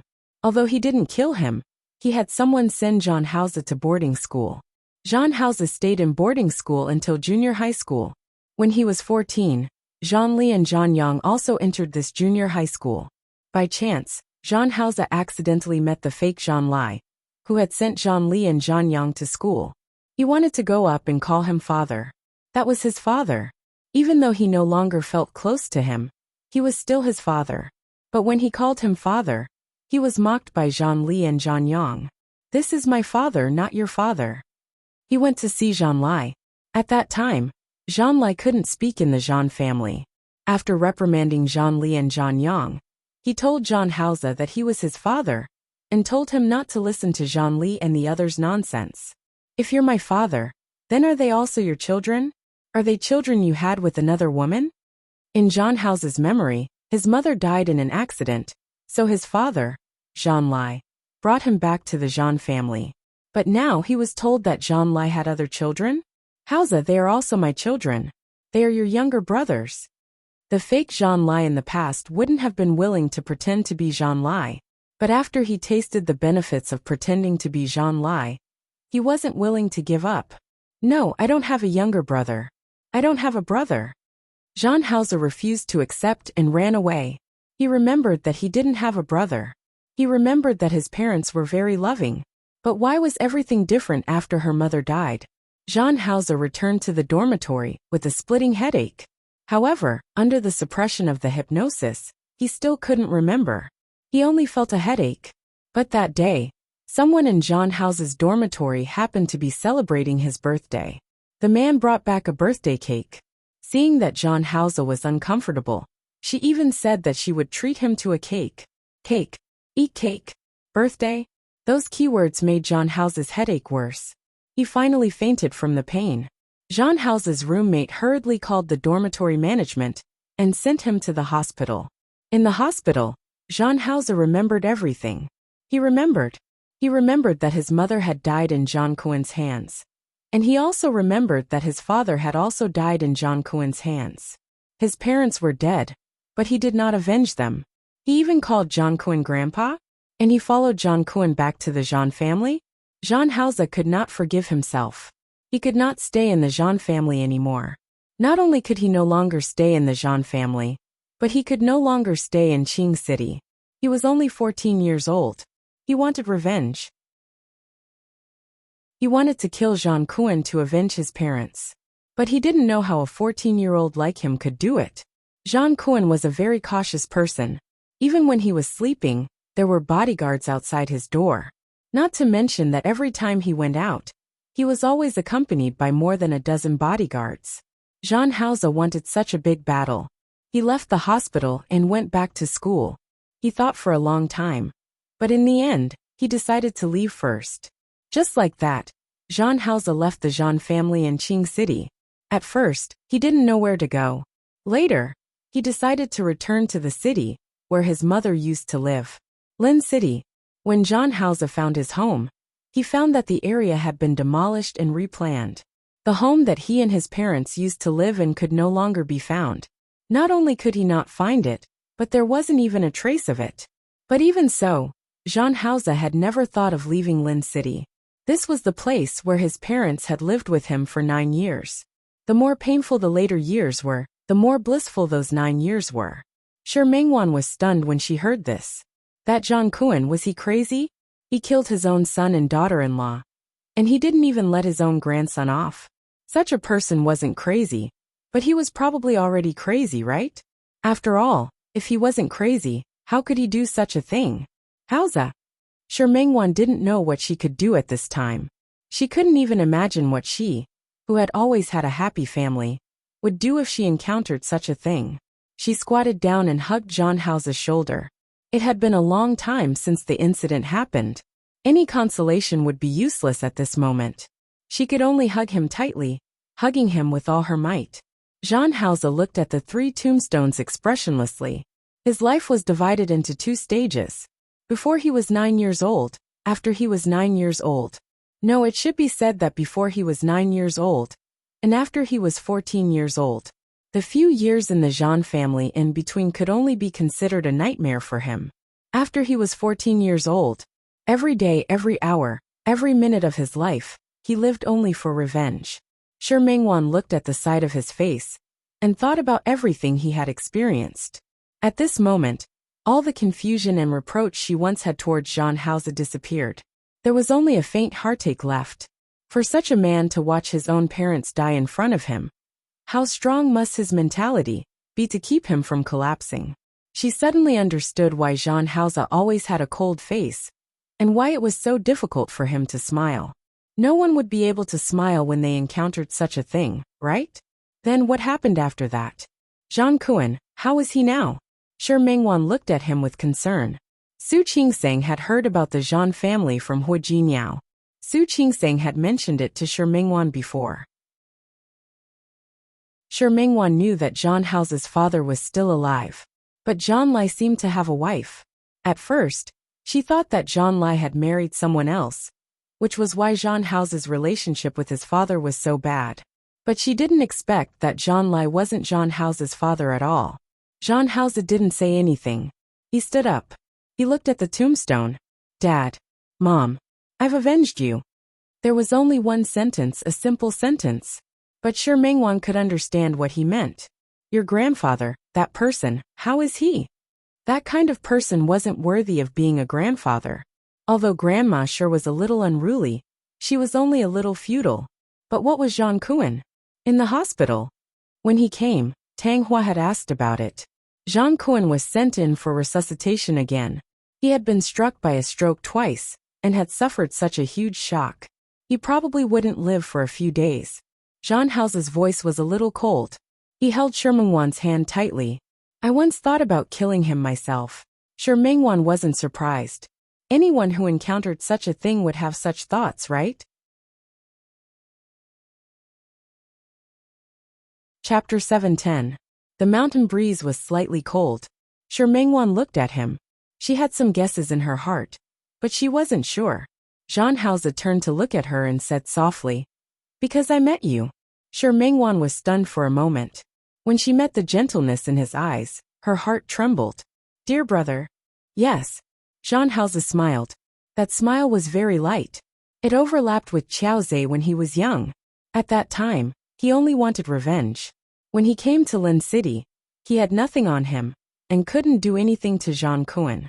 Although he wanted revenge, he couldn't find a way. What was even worse was that after Zhang Kuan found out that he had run away, he sent people to hunt him down several times. If it weren't for his good luck, and the fact that Zhang Kuan was focused on expanding his business during that period of time, he wouldn't have been able to focus on dealing with him. Otherwise, it was unknown whether he would have survived. There were naturally other reasons for this. Zhan Lai had come to Lin City and stayed for many years, so he naturally didn't stay for nothing. Although he looked like an ordinary employee, he came from the Zhan family after all. He had left someone in Lin City. Those people eventually became Zhan Haozi's help. After coming to Lin City, Zhan Haozi changed his name. He followed his biological mother's surname, Qiaozhe. He lived in seclusion in a bungalow, and rarely interacted with others. Not only to be inconspicuous, but most importantly, he didn't want Zhang Kuan to say that he borrowed the Zhan family's power in the end. Even if it was someone left behind by Zhan Lai, it was still a member of the Zhan family. His surname was Qiao, so it had nothing to do with the Zhan family. He was only 14 years old, and could do too little. However, this didn't stop the flames of revenge in his heart from burning. He stayed in a bungalow. This area was complicated and chaotic. Although he was only 14 years old, he had already seen the darkness of the Zhan family. In terms of methods, these hooligans wouldn't be more powerful than Zhang Kuan. In terms of ruthlessness, Zhan Haozi, who wanted revenge wholeheartedly, was like Satan from hell. No one could stop him. After he used force to subdue a few hooligans, he began to expand his territory step by step. The time he met Shi Mingwan was a mistake. He was too impatient and accidentally offended a small local leader called Brother Liang. Behind Brother Liang was a slightly famous and powerful leader in Lin City called Big Boss Hui. Brother Liang had lost face at his place. He had spent the entire night picking more than 10 people to get back at him. That day, he was careless and let his subordinates go back first. At that time, he had already been in Lin City for a year. During this year, he relied on his fierce fighting skills to improve a lot. The young man felt that his skills were not bad, so he did not take this group of people seriously. However, in the end, it was impossible for him to not lose when fighting against more than 10 people alone. Just when he thought he was going to die, Shi Mingwan appeared. She was actually very timid and didn't dare to do anything else.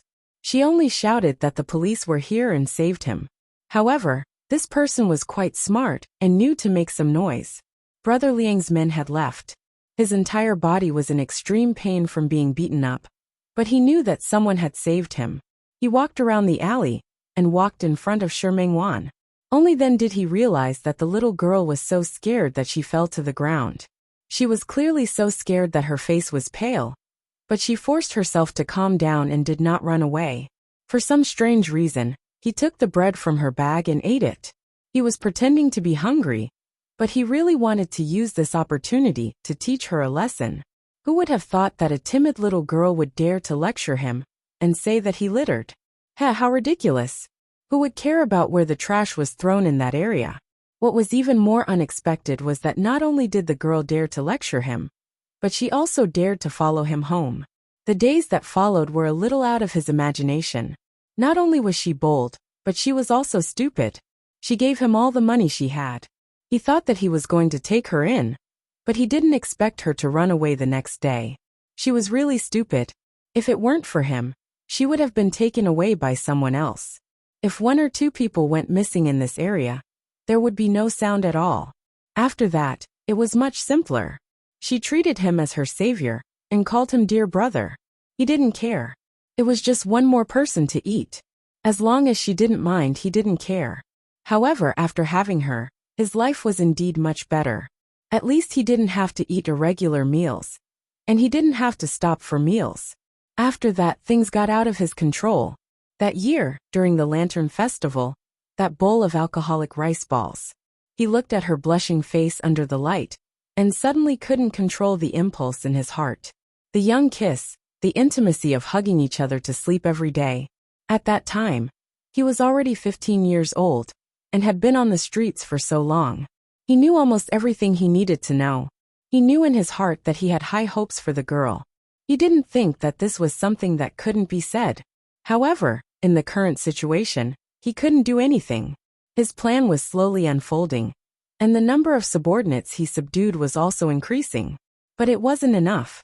He still had a grudge to take. Moreover, she was too young. She didn't even have her period. She was really too young. Even if he could wait for her to grow up, to him she couldn't just stay by his side like this. After all, he still had a grudge to take, and she should live a normal life, not be like him, a hooligan on the streets. Therefore, he thought of a way to find a former colleague of Qiao Ruoliu, who had a good relationship with Qiao Ruoliu. Then he arranged for her to go to school. In his eyes, his relationship with Shi Mingwan was getting better and better. He could feel the starlight in the girl's eyes when she looked at him. He could also feel the closeness the girl had to him every night. She would fall asleep in his arms. She would cook every day and wait for him to come home. Under the light, she did her homework very seriously and attentively. He could tell that she liked school very much. Even though she had dropped a lot of homework, there was a smile on her face. She obviously liked school. Not only was she good at her studies, but because she could go to school, she took care of him even more attentively. Other than cooking, she actually knew how to change clothes. For a period of time, he even felt that other than being too young, they were no different from husband and wife at other times. Later, he looked at her in high spirits and said that she wanted to be a fashion designer when she grew up. At that time, Shi Mingwan's eyes lit up. That was good. She did what she liked, and he did what he wanted to do. He let her go to school and worked hard to help her realize her dream. And his methods outside became more and more ruthless, because he wanted to make himself stronger as quickly as possible. Everything went very smoothly. He thought that when his power grew stronger, when he took his revenge, Shi Mingwan would also grow up. Shi Mingwan had also grown up. At that time, they could really be together. What he didn't expect was that his rapid rise would provoke the big shot, Hui. He got someone to deal with him. That day, Shi Mingwan said very happily that she wanted to go play. He knew about Mount Qin. He had been there before, when he was young, with his parents. To him, those memories had already become a wound that he didn't want to touch. But looking at Shi Mingwan's smiling face, he couldn't refuse. They went to Mount Qin, climbed the mountain and played. Everything was beautiful. She was happy, and so was he. He thought that this kind of happiness would last forever. However, when they went down the mountain, they met the big shots people. It wasn't just the big shots people. The people who came later were Zhang Kuan's people.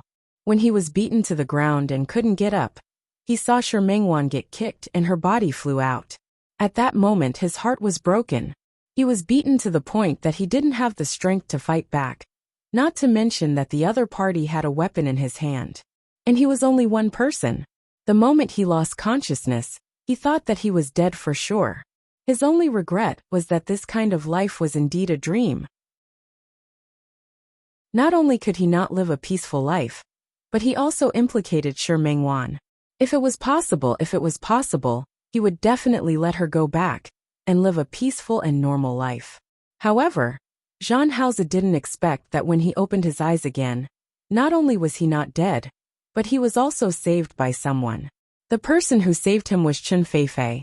Chen Feifei happened to see his face at that time. As a young girl, she was obsessed with looks and liked handsome people. At that time, Shi Mingwan fell behind the tree. Chen Feifei didn't see her at first glance. She only saw Zhang Haozi. She brought Zhang Haozi home. After Zhang Haozi woke up, he knew that he had been saved by Chen Feifei. And he also figured out the situation in the shortest time possible. Chen Yongchang's company could be considered to be of a large scale in Lin City. Although it couldn't compare to the Su family and the Li family, it still had some power. Especially since Chen Yongchang's maternal family was in the province. It didn't take him long to realize that this was an excellent shelter. Especially when Chen Feifei, who was still young, had an extraordinary liking for him. With the Chen family's power, he went to school, started a business, and developed his own power. Of course, he also gave the Chen family some feedback. This could be considered as taking what they needed. As for Shi Mingwan, she was suppressed in the corner of his memory, and was no longer mentioned. Before he succeeded, before he had the ability, the further away he was from her, the safer it would be for her. What if Shi Mingwan was with another man? He thought that this was also good. There was nothing bad about it. At least, it was safer and happier than being by his side. After all, the more he grew up, the more he understood what kind of giant the Zhang family was. With his current ability, he couldn't touch the Zhang family at all. He could only plan slowly. Take your time. Moreover, he was prepared. If he really couldn't do it, he would perish together with Zhang Kuan. No matter what, he had to take revenge for his parents and sister. But he really didn't expect that he would meet Shi Mingwan. In the hospital, she looked at him and called him dear brother with such a surprised look in her eyes. At that moment, he could feel the impulse in his heart. It was a kind of breathtaking. He looked at Shi Mingwan and had a feeling that it was as expected. She had grown up and was so beautiful that it couldn't be compared. He had once imagined what that bright and smiling girl would look like when she grew up. He had imagined that she would be very beautiful when she grew up. But he didn't expect her to be even more beautiful than he had imagined. Seeing her call him dear brother with a face full of surprise, seeing her pounce over to acknowledge him with a face full of surprise, he almost agreed. But it was only almost. Those emotions were perfectly restrained by him. His path was a lonely one. He didn't need friends, nor did he need love. If he could resist not looking for Shi Mingwan for more than 10 years, he could force himself not to see her and not acknowledge her in the future. But time and time again, they met again and again, causing his heart to become more and more out of control. He tried hard to push her away, but she tried hard to make him admit his identity. Until that time, when he was drugged and lost control for a moment. No, it couldn't be considered to be out of control. He instinctively hoped that if he had to have a woman, that woman was Shi Mingwan. But this wouldn't do. From time to time, the people arranged by Qingqing would die in Zhang Kuan's hands. Zhang Kuan was careful when he did things, and never left any traces. Uncle Qi had followed him for decades, so there was no need to elaborate on his loyalty to him. If he hadn't borrowed the Chen family's power, it wouldn't have been as simple as just receiving a lesson. He was sometimes cold and sometimes warm toward Shi Mingwan, and he was sometimes distant. The impulse in his youth, the amazement after Shi Mingwan grew up. He wanted to push her away, but he was reluctant. He wanted to get closer, but he was afraid that it would make her feel unsafe. Qingqing's progress was considered smooth, but it was only on the surface. The Zhan family was too big, and with Zhang Kuan's support over the years, Zhan Lai's brothers, as well as his grandchildren, all had their own thoughts. The situation in the Zhan family was very chaotic, but because of Zhang Kuan's strength, it was firmly under control. He could only tear open the Zhan family bit by bit. During this process, all the coldness and neglect that Shi Mingwan felt from him were because he had no choice but to do it. He knew how much pain Shi Mingwan was in, but he couldn't say it. He couldn't say anything.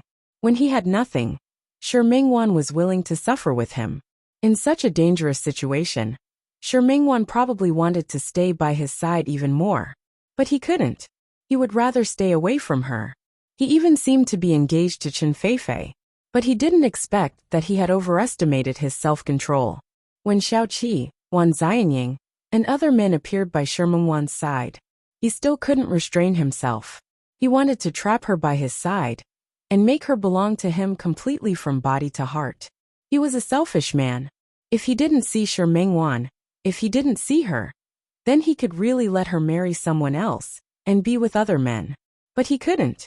If he didn't get it, then it didn't matter if he lost it. But after getting it and then losing it, he found that he couldn't accept it. He could only destroy her with other men time and time again. He trapped her by his side time and time again, reminding her that she belonged to him. On the surface, he was very successful. But he knew that she wasn't happy. If he wanted her to be happy, he had to stop taking revenge. This was even more difficult for him.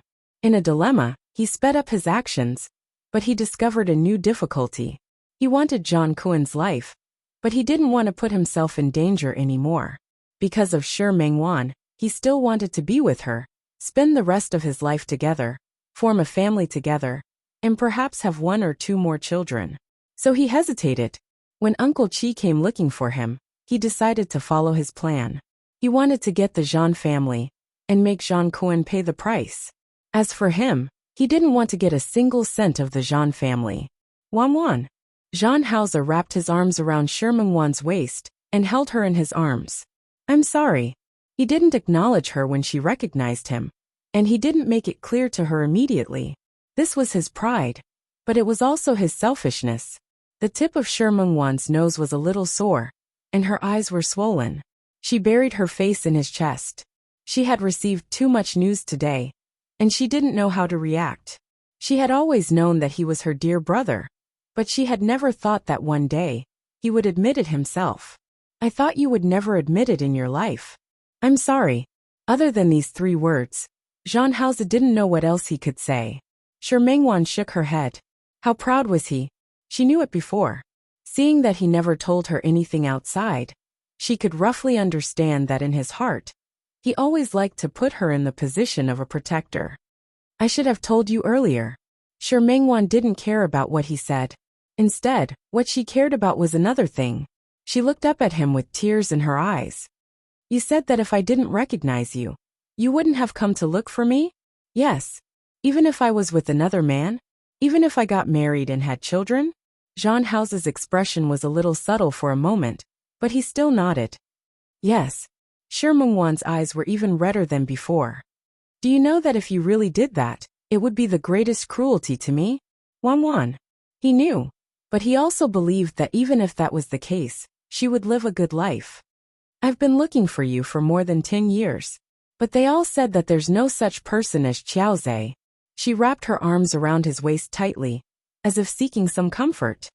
I don't believe it, and I refuse to give up. Do you know why people from Song Seeking Studio are called Song Seeking? It's because I want to find you, my dear brother. Dear brother, ever since I saw you that year and was saved by you in my heart, there's only one person I want to be with, and it's only you. Jean Hauser looked at the sincerity in her eyes and reached out to wipe away the tears at the corner of her eyes. He lowered his head and kissed her forehead. I know. If you know, why didn't you come to look for me? I want you to be happy. Without you, my happiness would be discounted. She had family, friends, and her own career. She could also live a good life, but her happiness would be missing a piece. That piece was something only he could give her. Who asked you to take away my first kiss? Who asked you to appear in my life? So you have to take responsibility. Okay.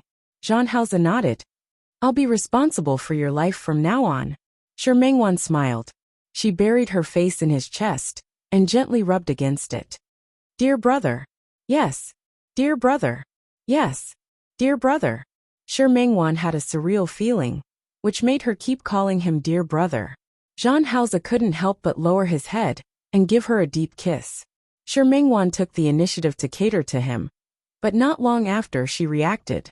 She took a step back and looked at the tombstone beside her, a little embarrassed. It's okay. Mom and Dad will like you. As if he knew what she was thinking, Jean Hauser's voice was a little teasing. This was the first time she had seen Jean Hauser so relaxed and casual. She bit her lip, a little nervous. Has your trouble been resolved? It's all resolved. Once Jean Kuan died, the fall of the Jean family was inevitable. Of course, before the fall of the Jean family, he had already broken the Jean family's business into parts, and then reorganized it. In those few months, he only slept 3 hours a day. After his operations, the current Jean family was already a brand new Jean family without Jean Kuan. All of Jean Kuan's Jean family no longer existed. The new Jean family was formed by him, a brand new business kingdom. Shi Mengwan nodded. Dear brother, we'll be together forever, right? Yes. That's great. Shi Mengwan hugged Jean Hauser again. I'll call you dear brother from now on, okay? Okay. Dear brother. Yes. Dear brother. Yes. I love you. Me too. Dear brother. Shi Mengwan suddenly raised her head and looked at him with a focused expression. What my mother said last time was a lie to you. My mother won't want me to get a son-in-law. I know. Father Shi had already said that Shi Mengwan didn't need to make any sacrifices. It didn't matter who she married, as long as she was happy. You have a very good pair of parents. You too. Shi Mengwan gripped his hand tightly and looked at the 3 tombstones. Dear brother. Dear brother, believe me, your parents must want you to live well.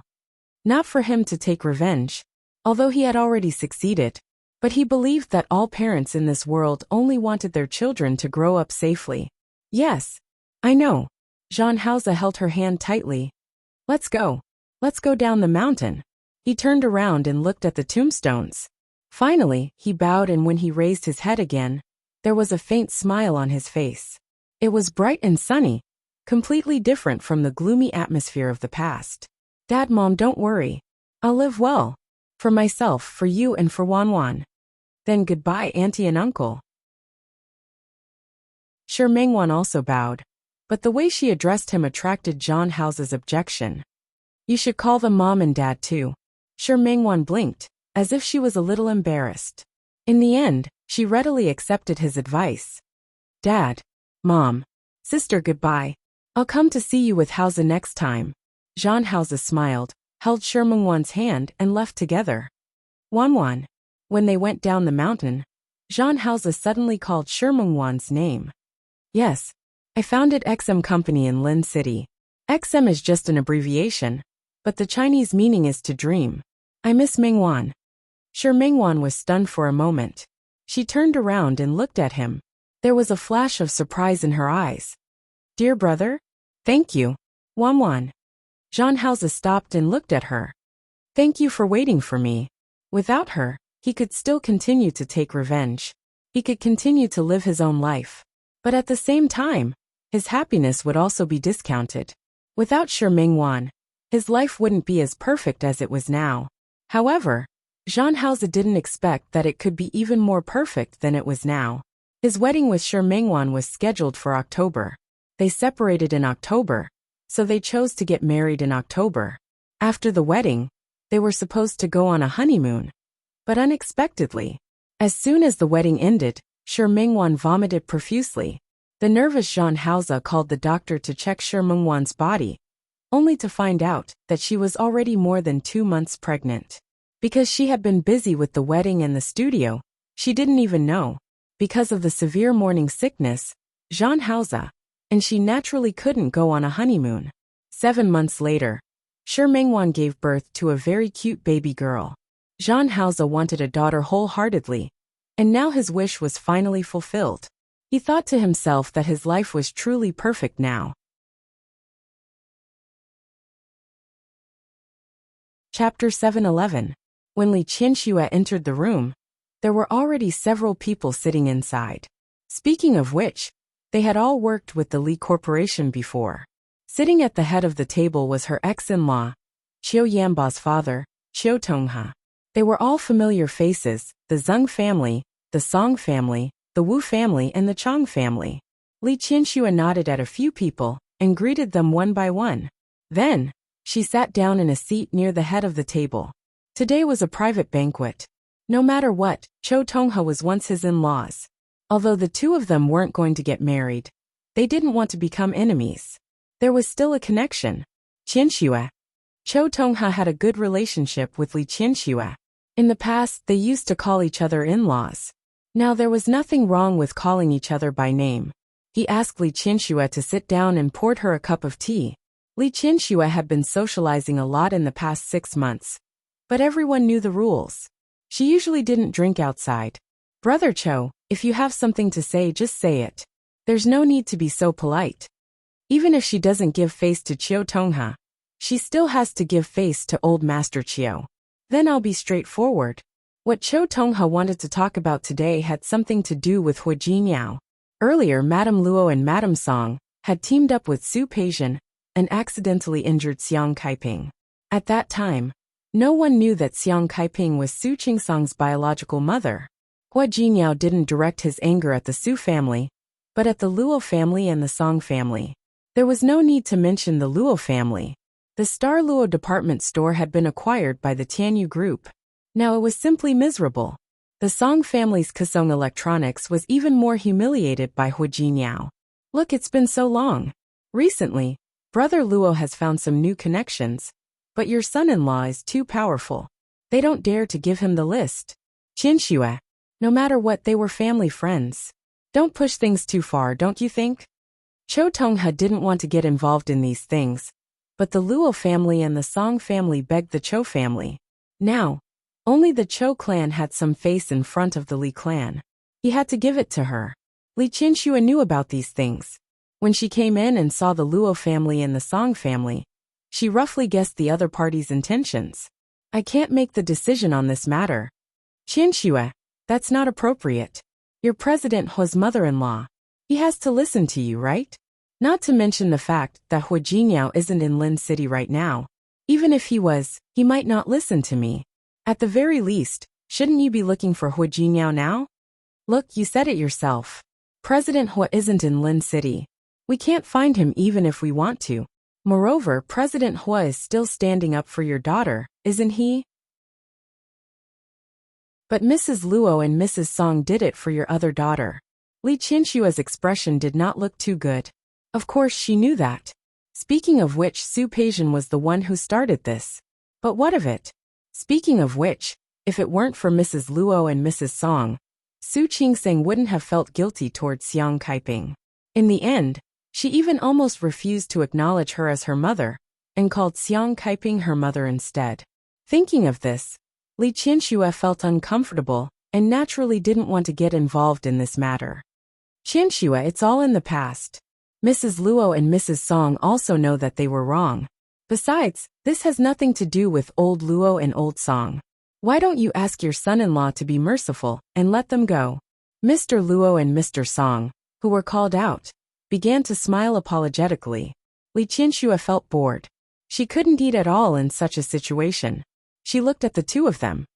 Okay, I'll tell Hu Jinyao not to deal with you in the future. However, if you do anything to provoke Hu Jinyao in the future, it's none of my business. Of course. How can I? I won't do anything stupid again. The two of them promised together.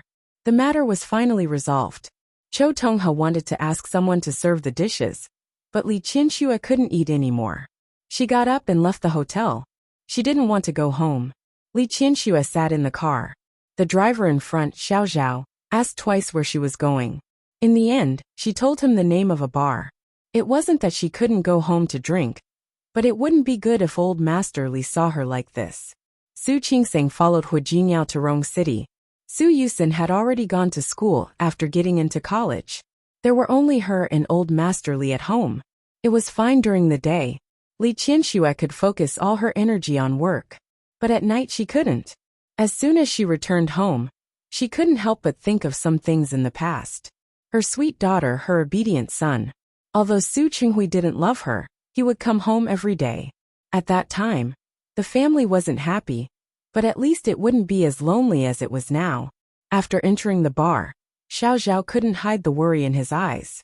Li Qianxue just wanted to have a drink or two. At her age, what could she do? Wait for me. Come in and pick me up later. If it weren't for Xiao Zhao, she wouldn't have dared to go into a bar alone to drink. Beautiful women always attracted people's attention, even if this woman didn't look young. For Li Qianxue, age had added a different kind of sexiness to her. She ordered a glass of Bloody Mary and sat on the edge of the bar, drinking. Li Qianxue was born in a big family and had been carefully trained by old Master Li since she was a child. Her temperament really didn't fit in with the people around her. But it was this incompatibility that attracted the attention of many people. Before she finished a glass of wine, someone had already come over to strike up a conversation. Miss, can we have a drink together? No.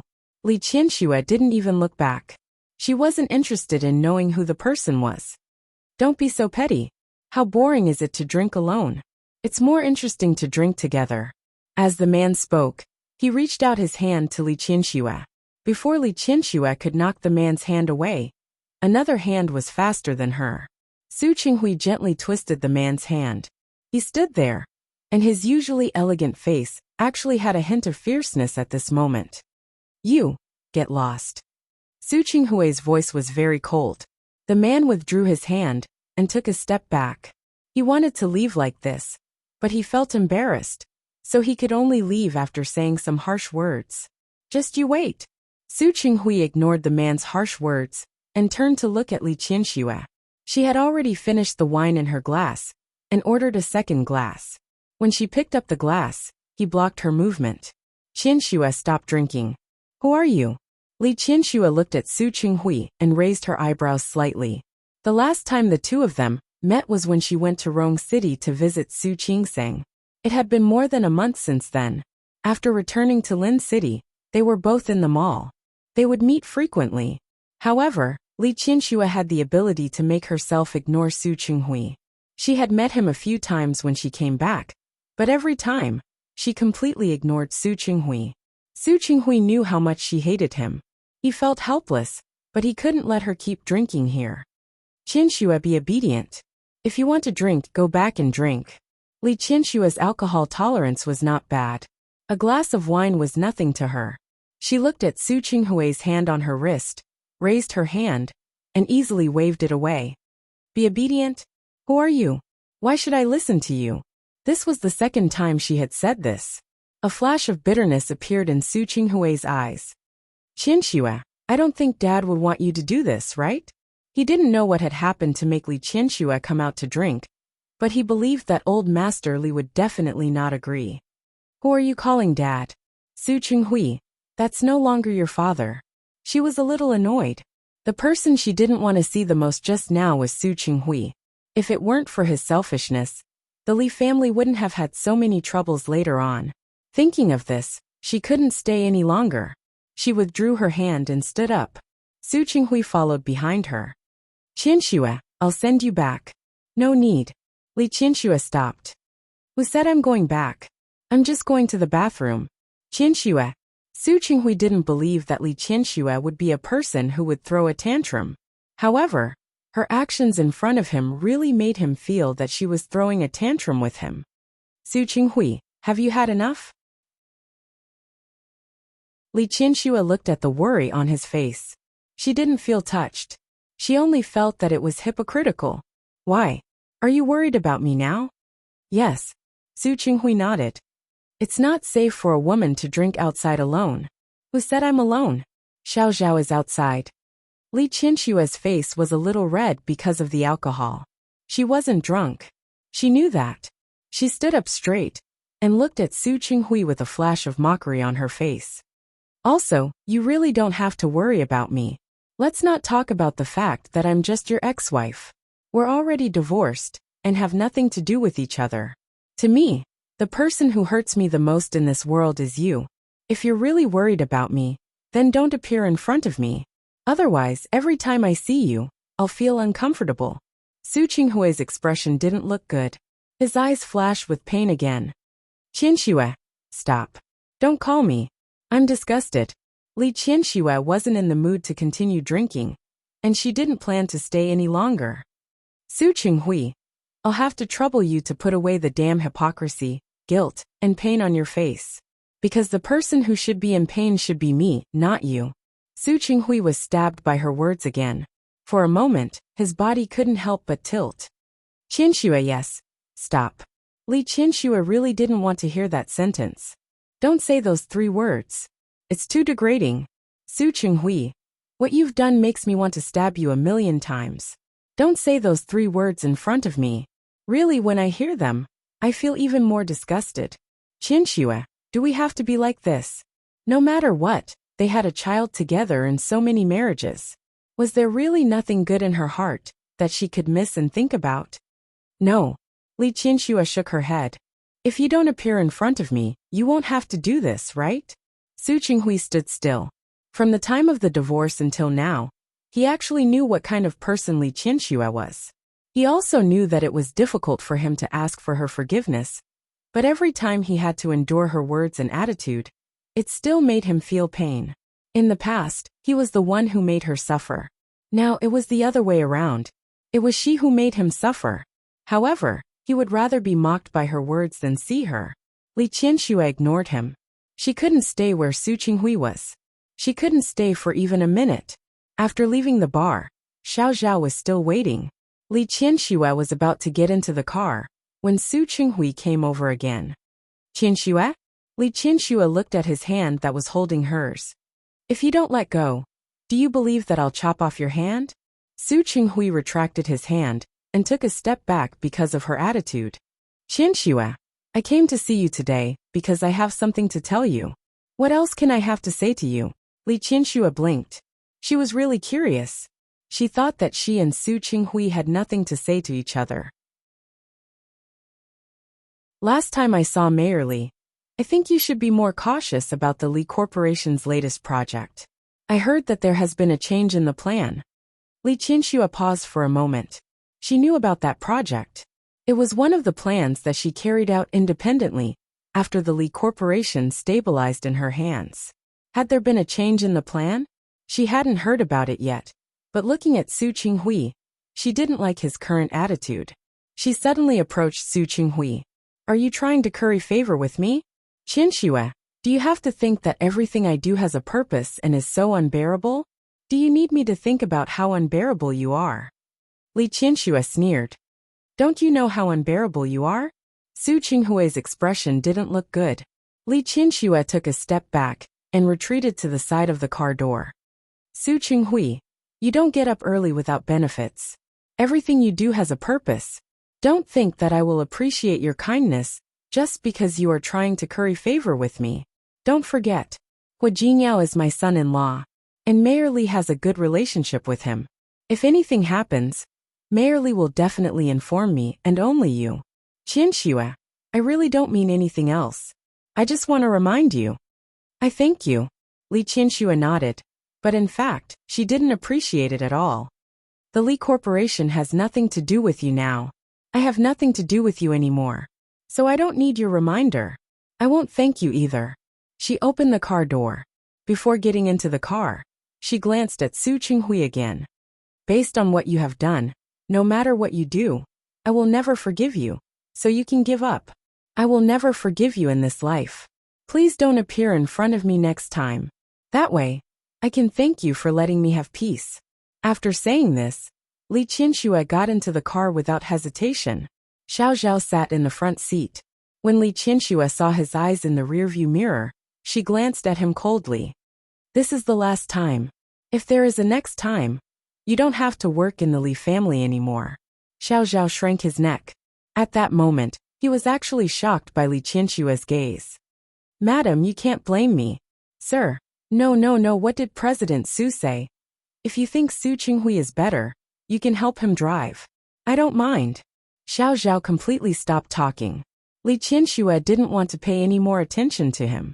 She closed her eyes to rest. Thinking of what Su Qinghui had said just now, she was inexplicably even more annoyed. Ridiculous. Did he really think that she would forgive him? Dream on. Li Qianxue handed the document in her hand to her secretary, Yang Rong, and gestured for her to leave first.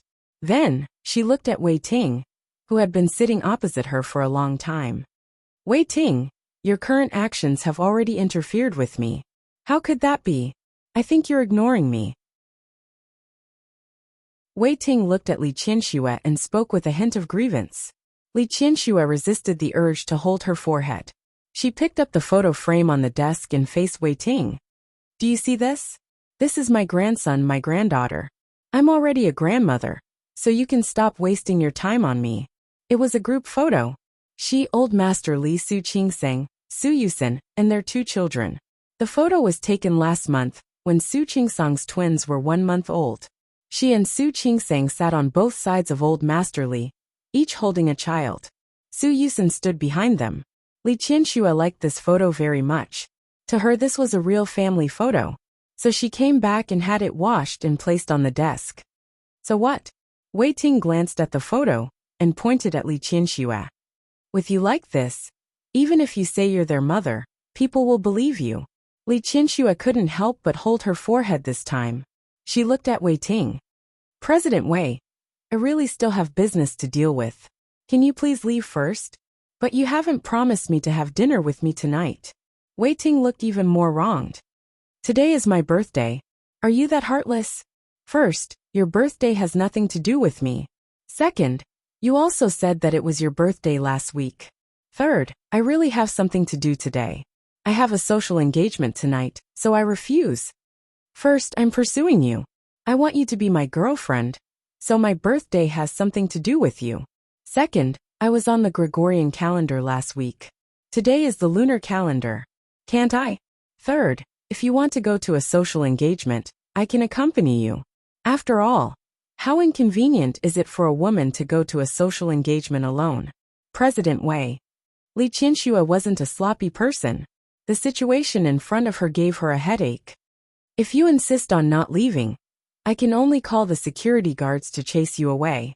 Qianxue, you don't have to be so cruel to me, do you? I'm just a young man who admires you. Li Qianxue was so angry that she laughed. Yes, I'm already a grandmother, and you're still a young man. So it's impossible between us. Don't say that. People abroad are still together when they're in their 20s. You're only a dozen years older than me. I can accept it. But I can't. Li Qianxue was serious. I can't accept a relationship between an older woman and a younger man. Even if he's older than me by a day or an hour, I can't. Rules are dead, people are alive. Wei Ting was still trying to convince Li Qianxue. Li Qianxue was annoyed. She closed the document in her hand and looked at Wei Ting seriously. Last week, I met your mother by chance, President Wei. President Wei, if you stay here any longer, I don't mind asking your mother to come and take you away. Qianxue. Wei Ting's face fell. You don't have to be so heartless, do you? He was about to pretend to be pitiful when Li Qianxue's internal line rang. Li Qianxue didn't want to pay attention to him and pressed the answer button. Yang Rong said that Su Qinghui was here. I won't see him. They had just met yesterday. Why was he here today? Li Qianxue was inexplicably annoyed.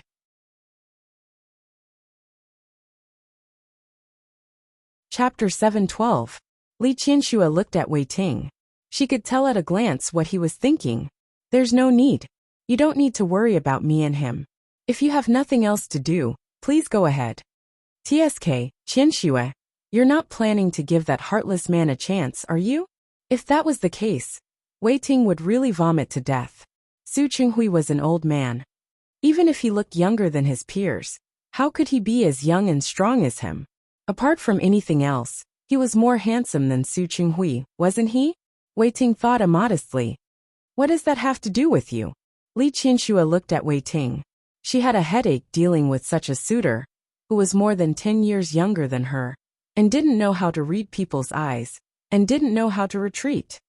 Don't cause trouble here. Let's go. Qianxue. Wei Ting wasn't a thin-skinned person.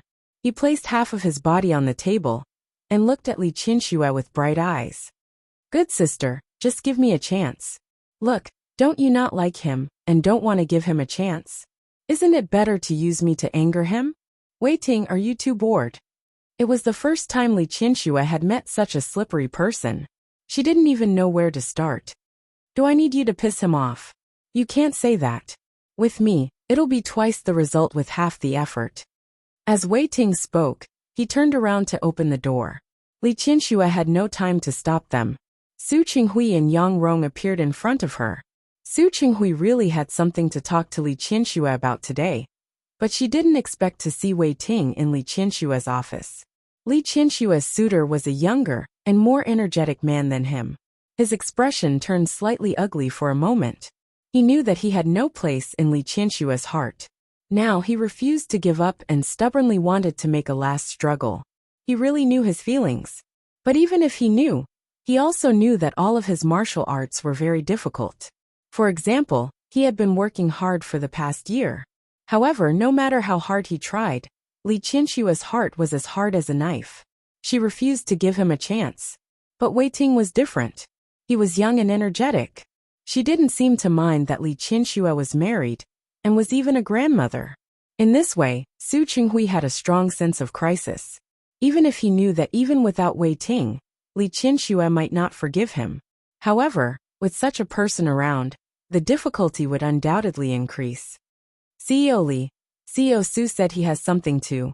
Yang Rong stood at the back. In this situation, he didn't know if he should stop it, or how he should stop it. You can go out first. After Li Qianxue finished speaking, she looked at Wei Ting again. However, he did not respond. Instead, he walked in front of Su Qinghui. Tsk, I say, aren't you guys divorced?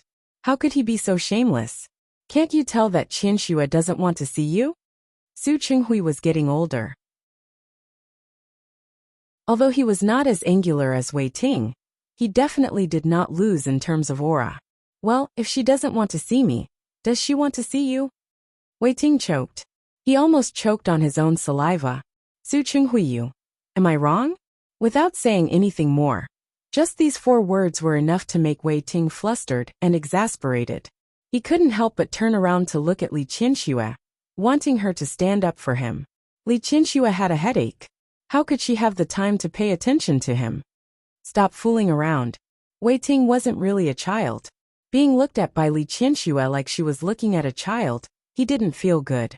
He looked at Li Qianxue with a belly full of grievance. In fact, he wasn't young anymore. He was in his 30s, but Li Qianxue was older than him. Inexplicably, he felt like an elder. Seeing him like this, she couldn't bear to see him like this. Forget it, you can go back first. I'll look for you next time, okay? When Wei Ting heard this, his eyes immediately lit up. You said that? Then let's have dinner together tonight? No, I have a social engagement tonight. Let's do it tomorrow. Wei Ting nodded, unable to hide the joy on his face. Okay, you said it. I'll pick you up tomorrow. After saying this, he looked at Su Qinghui as if he had won the battle, and then left. Yang Rong stood at the door, and closed it after he left. He thought to himself that the boss's charm was really not small. Not only did it make her ex-husband reluctant to let go, but even this new rich boss of Lin City, President Wei, couldn't forget about him. Su Qinghui's expression didn't look good. Especially when Wei Ting left, his provocative gaze made him even more uncomfortable. And Li Qianxue actually agreed to go on a date with Wei Ting. Although he couldn't control it, he still felt like his things were about to be snatched away.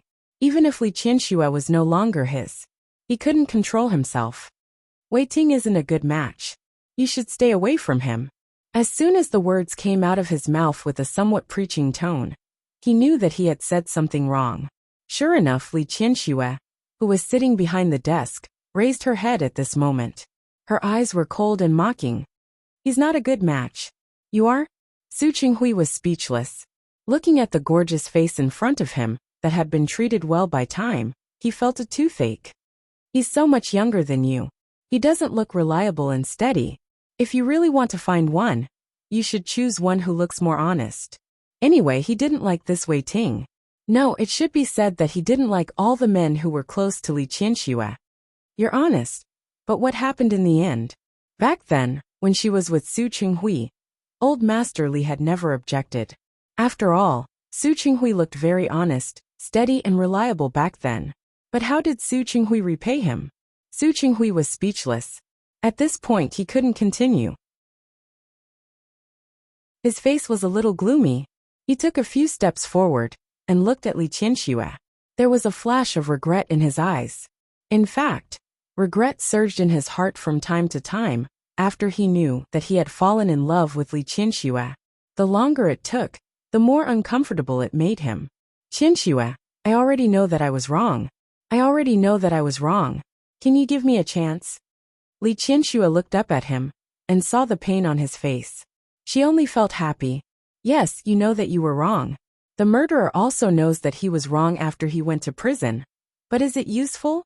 He's already dead. Su Qinghui's face turned pale. He was speechless at Li Qianxue's words. Li Qianxue felt bored. It was really boring. In the past, Su Qinghui's casual words could make her feel uncomfortable and heartbroken. Now that the roles were reversed, she didn't feel much accomplishment. If she was happy, it only proved that she still cared about this man. Since she didn't care anymore, why should she say more? If you have something to say to me, just say it. I have a meeting later. Her impatient tone made Su Qinghui depressed. She was really getting more and more impatient with him now. I'm here for the Li Corporation's latest project. Su Qinghui was serious. When he talked about business, he was always very serious. I got the exact news that the North District is not planned to be a business district. If the Li Corporation decides to build a residential building there, it is no longer suitable. Li Qianxue leaned gently against the back of the chair. She raised her head and looked at Su Qinghui. You came here for this? Yes. Su Qinghui nodded. The idle land in the North District was auctioned last week. The other party wants to build a factory on it. It is very inappropriate for you to build a residential building at this time. Su Qinghui. Li Qianxue didn't look nervous. I've already asked about the planning. The result is similar to yours. However, I have an appointment with Mayor Li tonight. So, I thank you for your kindness. Li Junxing was Hua Jinyao's childhood friend, so he would still give face to the Li family. Besides, it was just a piece of land. The Li Corporation had a lot of land in their hands. This project just had a suitable plan. If there wasn't one, it wasn't impossible to change to something else. Su Qinghui looked at the confidence and certainty in Li Qianxue's eyes, and his heart trembled slightly. Whether it was more than 20 years ago or now, Li Qianxue's appearance was extremely eye-catching. She was a natural radiant. Her charm had nothing to do with her age, but the confidence that emanated from within. He smiled bitterly in his heart. How could he forget? She was Li Qianxue, not an ordinary woman. Half of the credit for the Li Corporation's success today was due to her. How could she not have a way to deal with it? I don't want to be nosy. Su Qinghui's expression was a little bitter. I'm just worried about you. Su Qinghui had always been cold in front of Li Qianxue. It was polite to say that he was cold. He had always been indifferent to her to the point that it made one's hair stand on end. In front of her, he used such a tone to express his worry for her. Even though he had done this many times in the past year, Li Qianxue's mood couldn't help but become a little strange. It was still the same face, elegant and handsome. Age also treated him very well. He didn't have the stink of a businessman on him. Instead, he looked like a scholar. If he wore a pair of glasses and stood in a university lecture hall, people would believe that he was a professor. Back then, wasn't half of the reason why she was fascinated by him because he had a good appearance? Realizing that her thoughts were developing in an uncontrollable direction, Li Qinshua's expression didn't look good. We're already divorced. If there's nothing else, leave. She refused to give him any chance. Su Qinghui looked at her for a long time. She just lowered her head to look at the documents and ignored him. He couldn't help but walk around the large office desk to stand in front of her and turn her chair around to face himself. Qianxue. Li Qianxue pressed her body tightly against the back of the chair and looked at him expressionlessly. Qianxue. Before the divorce, he rarely called her by her name. Most of the time, he just treated the word you as a form of address.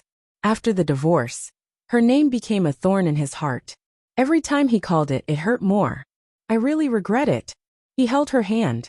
Her hand was slender, and he wrapped her hand in his palm. His palm was much hotter than hers. He wrapped her hand tightly and looked down at her. Qianxue, let's start over, okay? He had already said the word sorry. If she didn't want to hear it, then he would say something else. He originally wanted to give her time to slowly calm down, until the damage could disappear without a trace. But Wei Ting's appearance today gave him a huge sense of crisis.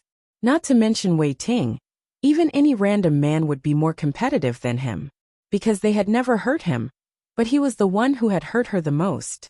Qianxue. Li Qianxue was silent. She just looked at him. The office was very quiet, so quiet that it was almost strange. Su Qinghui. After pausing for nearly a minute, she finally spoke. When Su Peijian was 1 year old, she had just learned to walk. Of course, at that time, I didn't know that she wasn't my daughter. I was very happy. I watched her walk in your direction with her little feet. And you were also very happy. I saw you hug her. I saw you kiss her face. And at that time, there was a very loving smile on your face. At that time, I thought that even if you didn't love me, your love for your daughter was real. So when I returned to the room, I asked you, can we forget that unpleasant beginning and live a good life? Do you still remember how you answered me? Su Qinghui knew that if she opened her mouth, she definitely wouldn't say anything good. But the feeling of her pinching his weak spot made his heart tighten. You said that I'm not worthy, you said. Li Qinshua's expression didn't look good either. In fact, the conversation after that was really not good. She really didn't want to recall it. Su Qinghui, it's been so many years. The hurtful words you've said to me, and the things you've done to hurt me, are the nails you've nailed to a wooden stake. Even if you pull out those nails now, there will still be scars on the wooden stake, just like my heart. You've hurt me before, and then you apologize. My heart already has a scar that can't be erased. You can pretend that nothing happened. You can pretend that it's in the past. You can say that you want to start over. But I can't. Su Qinghui, you've been in front of me for more than a year. Do you know how much I hate you? Every time you appear, you remind me how many wounds I have and how painful they are. Qianxue. Su Qinghui was speechless. He didn't know what to say. His calm and rational mind, which had been in the business world for a long time, was completely useless at this moment. I'm sorry, I didn't mean it. I just can't let go. Su Qinghui, you said that you don't want to let go. Then tell me, how can I forgive you? Her hand was still wrapped by him. She held his hand and placed it on her heart. Here, even though it's no longer bleeding, it's already riddled with holes. Su Qinghui, tell me, how can I forgive you with such a broken heart? Under his palm was her soft heart. Beneath her skin, her heart was beating again and again. He could feel her heartbeat and the coldness in her words. His hand stopped there, not even daring to exert force. Li Qianxue didn't want to say any more. She wanted to twist his hand away, but he suddenly reached out and hugged her. He hugged her very tightly and very hard. Because she was sitting down and he was bent over, he buried his face in the crook of her neck when he hugged her. Li Qianxue frowned, and her face was a little gloomy. However, at this moment, she felt the warmth on her neck and was stunned. She didn't move for a moment. She smelled faintly of roses. However, Su Qinghui in front of her didn't have any romantic thoughts at all. Qianxue, I don't need you to forgive me. He really didn't deserve forgiveness for what he had done. You just need to agree to let me guard you, okay? If you think your heart is dead, I can give you my heart. Okay. He looked up at her. His eyes were bloodshot, and there was a deep pleading look in them. Li Qianxue gently pushed his body away, and then stepped back, putting some distance between the two of them. Last month, Qingsang's child was 1 month old. Xiang Kaiping gave them a gift. Su Qinghui didn't understand what she meant by this sudden change of topic. Li Qianxue thought of the 2 sweaters she had accidentally seen. She felt a toothache and a faint jealousy. That's my daughter, my granddaughter. But she came to give me a gift, as if she had become a grandmother. Xiang Kaiping I know. She's very good to Qingsang. Qingsang is a sentimental person. She always remembers the kindness others have shown her. But the more she remembers, the more uncomfortable I feel. Do you know why? Because all of this didn't have to be like this. I could have taken care of my daughter by myself. I could have treated her well by myself. But because of you, because of your selfishness and cruelty, someone else got ahead of me. Xiang Kaiping got ahead of me, and made a good impression on my daughter. People were like this. It was easy to be prejudiced. Xiang Kaiping appeared in front of Su Qingsang first.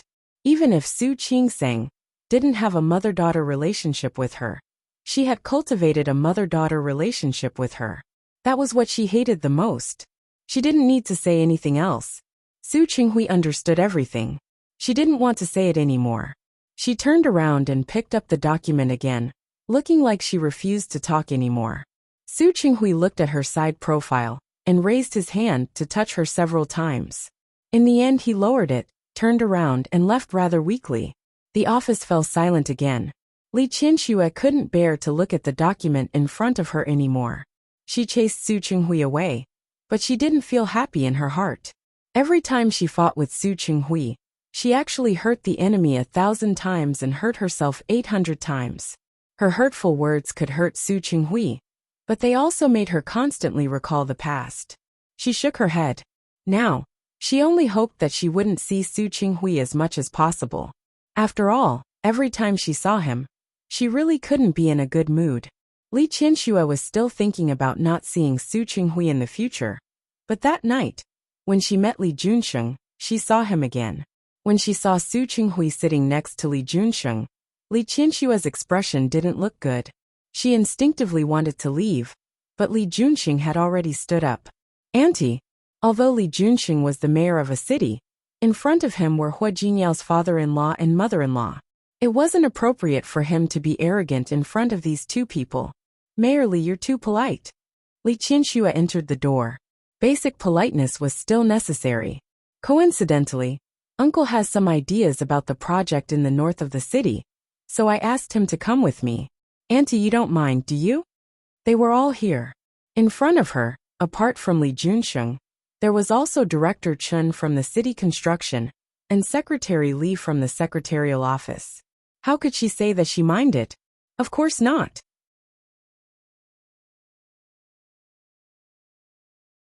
Chapter 713.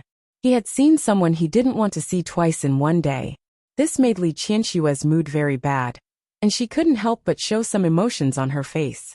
If it wasn't for the fact that she saw that it wasn't small, she would still be able to suppress it. Especially now that there were outsiders around, she was able to maintain her composure. Mayor Li, Chief Chen, Secretary Li.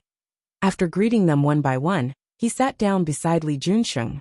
There was an empty seat next to it, and Su Qinghui's seat was just beyond it.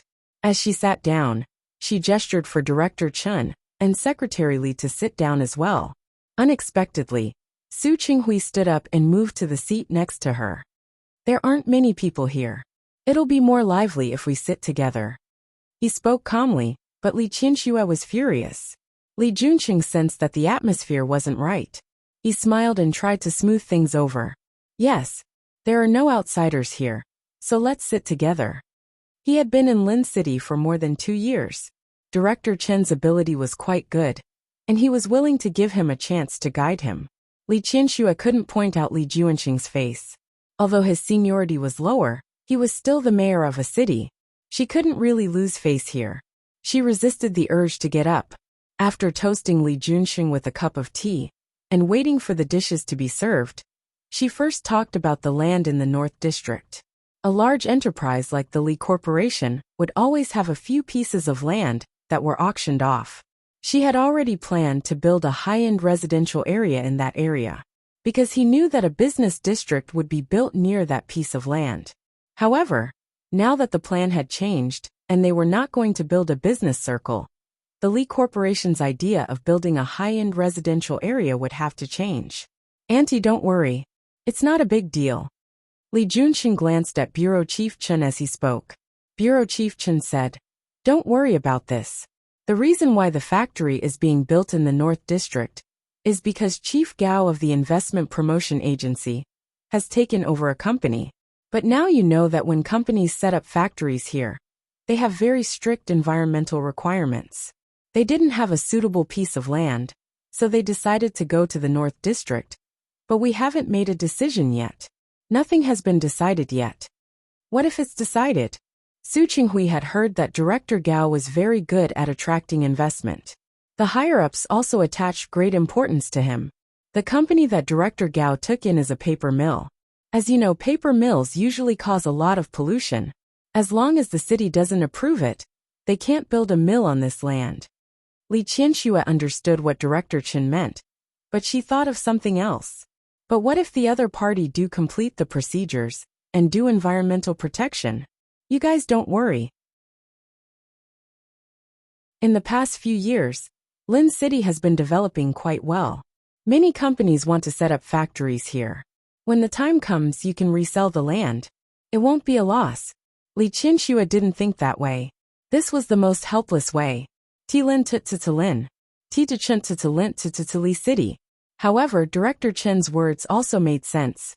Li Junxing looked at Li Qianxue's face, which didn't seem to be very pleasant, and suddenly smiled. "There is actually another way out. T to say to two that to Lin that there was not the Lin to Lin is T to have. Lin to that has T Li that thereby by has the to be to him. I think it's feasible if you two join hands to build a large amusement park there." The Tianyu Group had experience in this area. The Li Corporation had done it before. When the two companies worked together, the project might not be profitable immediately, but it could greatly increase the Li Corporation's reputation. Li Qianxue was silent. That wasn't a good solution. She had thought about doing something else before, but in terms of income, it was easier to recover money in the short term by building a house. "You guys are quite familiar with Tianyu. I've asked Jin Yao, and he thinks this plan is feasible." "Thank you, Mayor Li." Li Qianxue knew that Li Qianxue was being kind. No matter what, the investment wasn't small. She would have to see the opinions of the board of directors. After dinner, Li Junxing didn't arrange any other projects, because he knew that he was older than Li Qianxue and Su Qinghui. He just told her not to worry. If there were any changes, he would inform her in time. With this guarantee, Li Qianxue was reassured. After saying goodbye to Li Junxing and the others, Li Qianxue left the restaurant. She took out her phone and planned to call Xiao Zhao and ask him to pick her up. Su Qinghui stood behind her and watched her movements. "Let me give you a ride." "No need." Li Qianxue didn't turn her head or look at him. "It's not easy to park here. Xiao Zhao's car must be parked very far away. Why don't I give you a ride?" "It's not easy to park Xiao Zhao's car, but yours. It's just across the street. I'll give you a ride." "No need. We're not that close." Li Qianxue continued to call Xiao Zhao. But before she could dial out, the phone rang first. It was Xiao Zhao. He said in a very urgent voice that his mother accidentally fell and was now in the hospital. He was rushing to the hospital and asked her if he could get another driver to pick her up if the dinner was not over. "Since your mother is in the hospital, take care of her first." Li Qianxue had never been a mean boss. "I'll get Xiao Yin to pick her up." After thinking for a moment, Li Qianxue added, "See how the situation is. If it's serious, tell me my name and ask Director Zhou of City 1 Hospital to arrange someone for you." "Okay. I will." "Thank you, madam." After hanging up the phone, she was thinking of calling Xiao Yin. Su Qinghui took a step forward. "The Li family is not close to here. It's not convenient for Xiao Yin to come out so late. Let me give you a ride." I can take a taxi. Li Qianxue took 2 steps outside as she spoke. Feeling Su Qinghui following behind her, she stopped. Her gaze swept over Su Qinghui, and the corners of her lips curled up with a hint of mockery. If I didn't know you well, I would have thought that Xiao Zhao's mother's fall had something to do with you. Su Qinghui's expression changed slightly, but only for a moment. Qianxue, are you complimenting me? Su Qinghui. Li Qianxue laughed. I didn't know that after the divorce, your skin has become thicker. If being thick-skinned can get you back, what's the harm in being thick-skinned for once? On the main road in the gentle night breeze, the man in front of her was wearing a dark suit and saying such words that sounded like a confession of love. Li Qianxue knew that Su Qinghui had changed a lot since the divorce, but the Su Qinghui in front of her still made her a little uncomfortable. While she was distracted, Su Qinghui reached out and took the bag in her hand. Let's go, I'll give you a ride. Li Qianxue didn't expect Su Qinghui to do this. She reached out to grab her bag. However, he put the bag in his other hand and held her hand with his free hand. Su Qinghui. They were on the main road, and Li Qianxue's upbringing prevented her from doing anything to him. Her hesitation gave Su Qinghui a chance.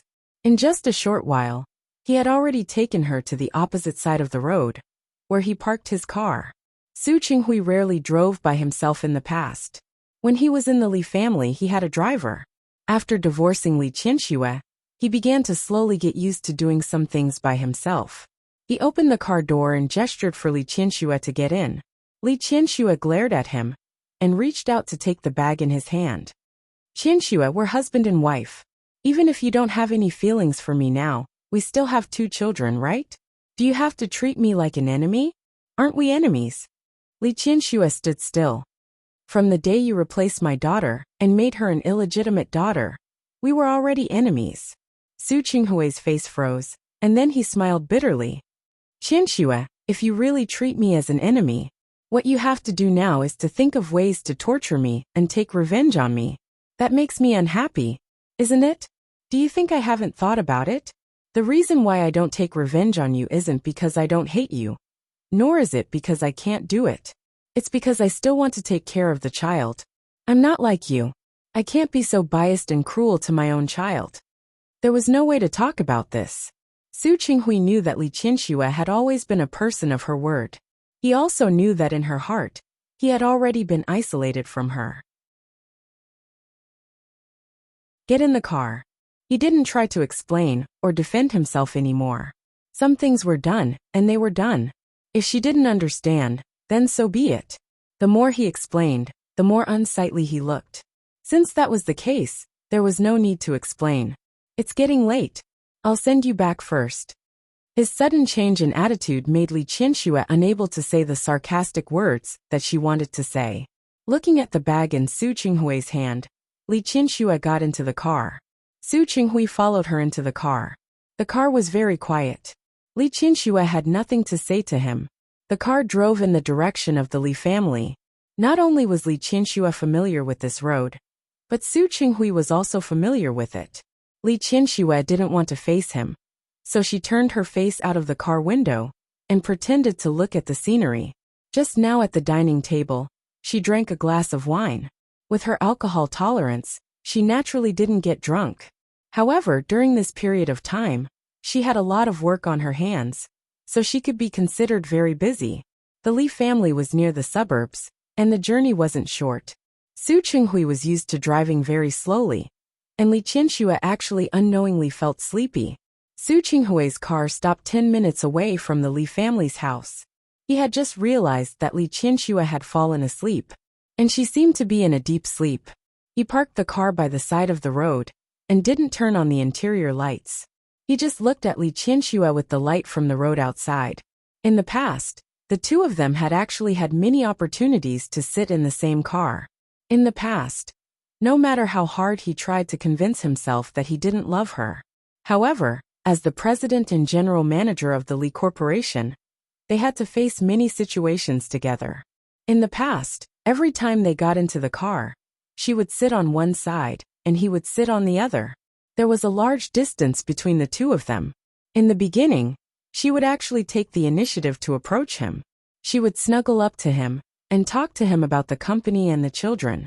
However, at that time, he thought that he hated her and didn't pay much attention to her. No matter what she said, he ignored her. After a long time, she didn't get close anymore. Of course, she still talked.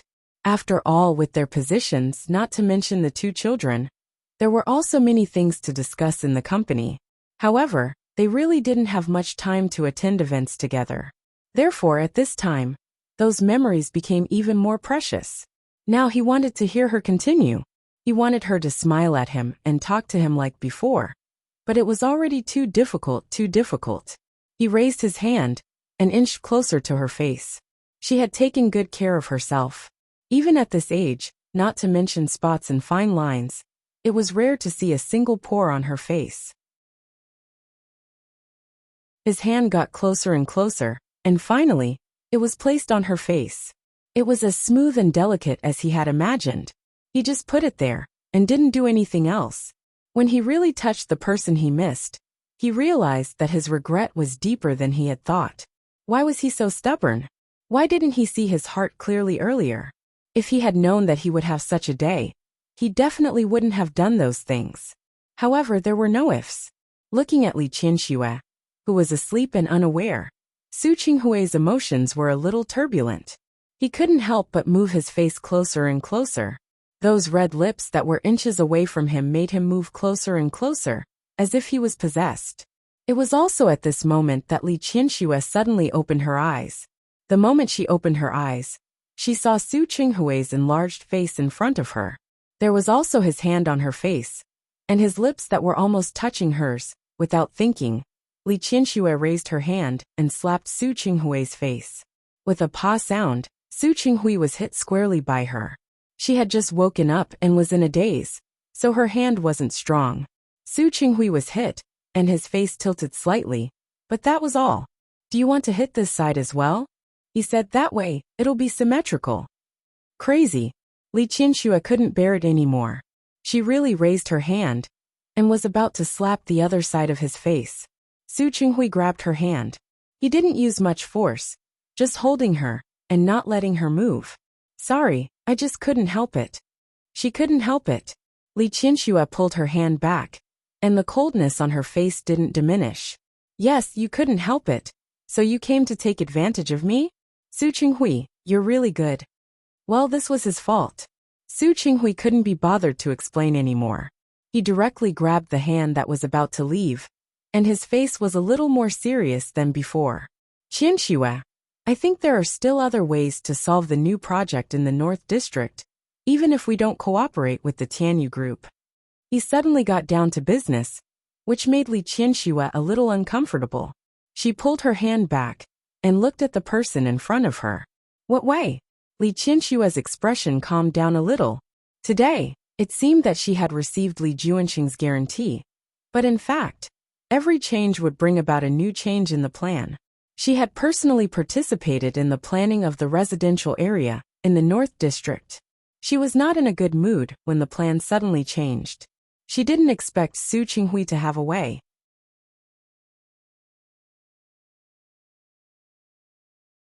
Chapter 714. In the night breeze, under the streetlight, she stared at him with a burning gaze. This had not happened for a long time. Su Qinghui almost couldn't help but want to hold her in his arms. In the past, he had never thought of getting close to her, but now he always wanted to find an opportunity to get close to her. 10 years to the east, 10 years to the west. Su Qinghui. Li Qianxue couldn't wait for an answer. She had already lost her patience. If you don't want to say it, then say it. In any case, it wasn't a big deal. At most, they would lose a few $100 million. It wasn't that the Li Corporation couldn't afford the loss. However, it would take a lot of effort to convince the shareholders. "You don't want me to tell you my plan on the street, do you?" Su Qinghui gently withdrew his hand, and the smile on his face was faint. In just a few seconds, he had returned to his usual elegant appearance. "Where are you going to say it? You should know that I don't have the habit of eating supper." Li Qianxue paid great attention to health. Not to mention that the Li family usually ate light food. At night, apart from occasionally eating a bowl of bird's nest to calm her nerves, she did not eat anything else. If Su Qinghui wanted to find another place to talk, she might not be willing to listen. Why don't we go to your office tomorrow and talk in detail? Li Qianxue found it hard to laugh. Su Qinghui, I didn't know you were so shameless. How is that shameless? Su Qinghui's expression was sincere. I care about the Li Group. I just don't want you to suffer losses. Huh? Li Qianxue sneered. Haven't I suffered enough at your hands? Yes, quite a lot. Su Qinghui admitted frankly. Half of his body crossed the car seat and moved closer to Li Qianxue. That's why I hope to have a chance to make up for it. Sweet words and charming beauty. Li Qianxue was unmoved. Her appearance was gorgeous. Even at her age, it only made her look a little calmer and more noble than young women. The coldness in her eyes didn't make Su Qinghui retreat. On the contrary, it made him even more annoyed and eager to redeem himself. Do you want to know my plan or not? Su Qinghui held her hand. According to my plan, the proposal can still be used. The Li Group will not suffer any loss. The Li Corporation won't suffer any losses now. But the profits will be discounted.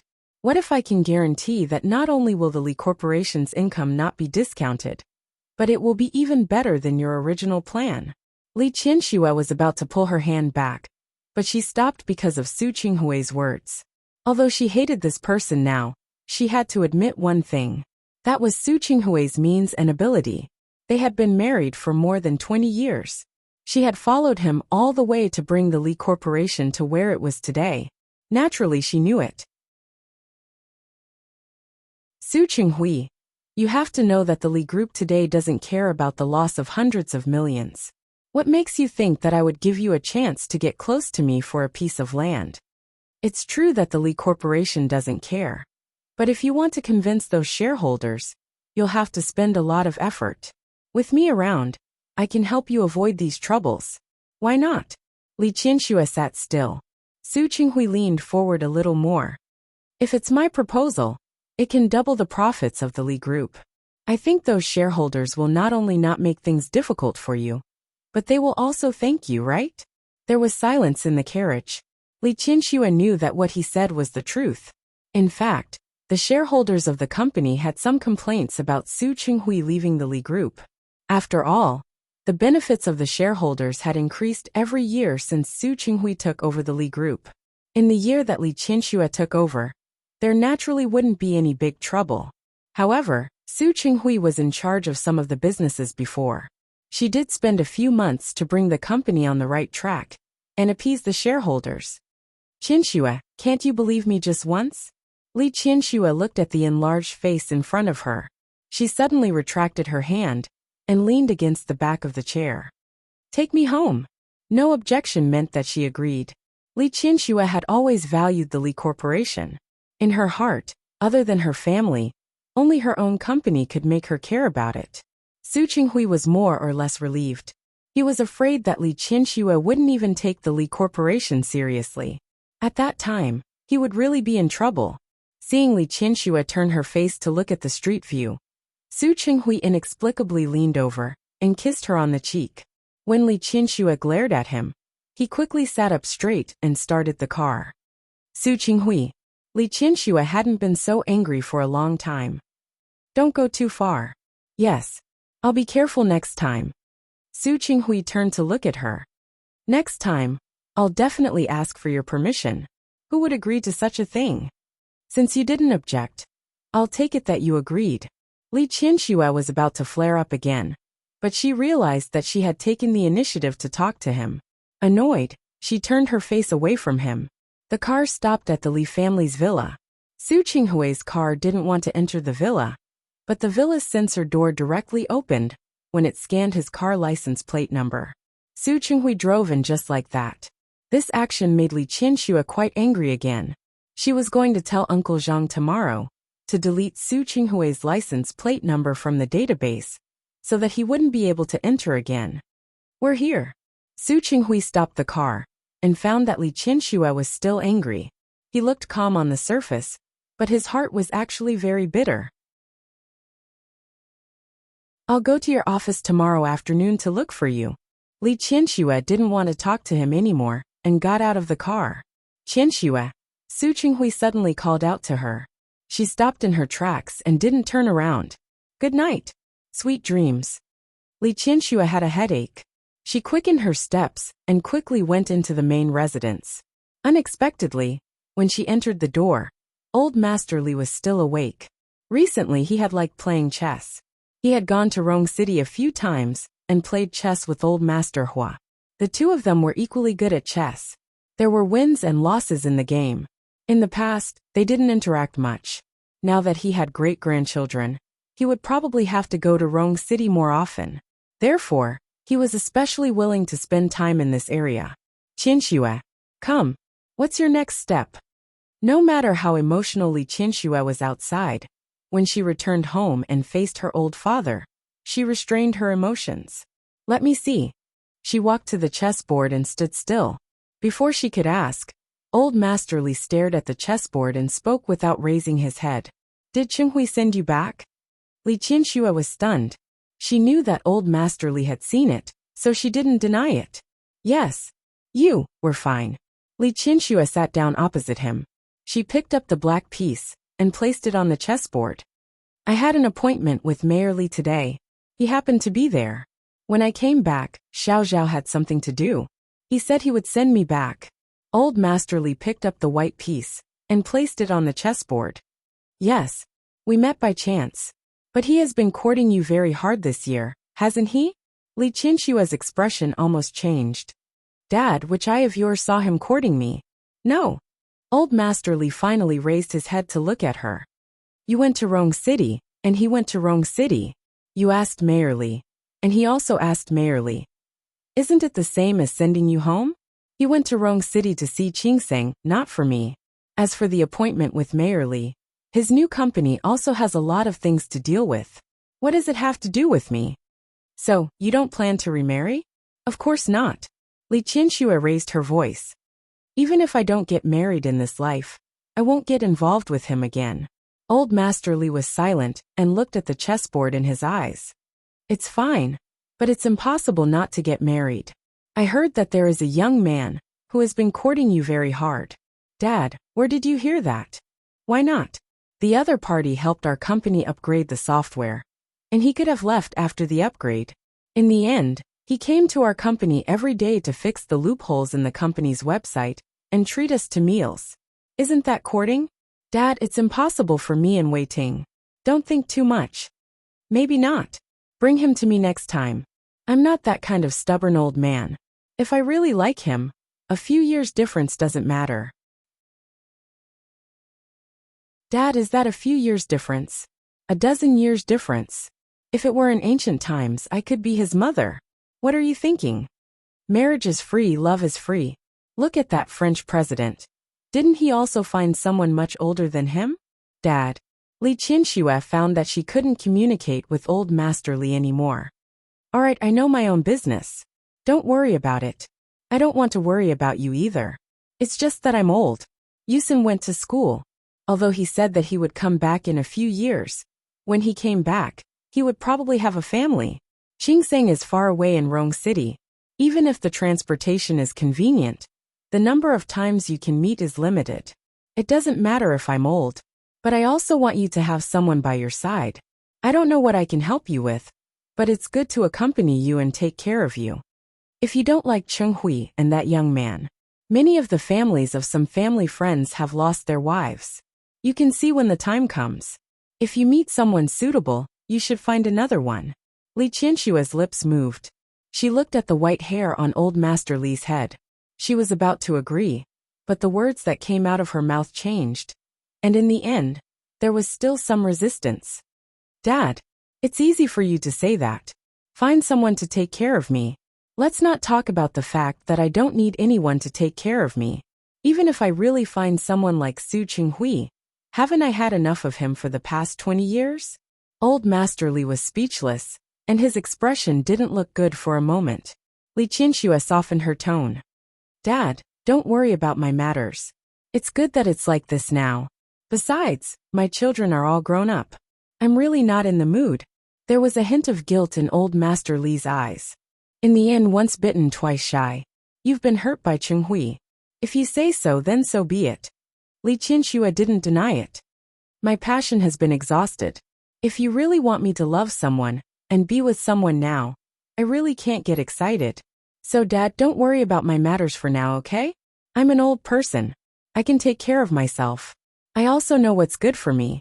Old Master Li had nothing to say. The father and daughter looked at each other without saying anything. In the end, Li Qianxue went upstairs to rest. Standing at the door, still holding Li Qianxue's bag in his hand, Su Qinghui, who was thinking of bringing her in. He stood at the door, which was not tightly closed, and heard the entire conversation between the father and daughter. However, the expression on his face was very complicated. Li Qianxue couldn't get up to look for someone else, which was a good thing for him. At least it meant that before he won her back, she wouldn't let anyone else enter her heart. However, when he thought that the person who made her like this was him, Su Qinghui's heart suddenly ached faintly.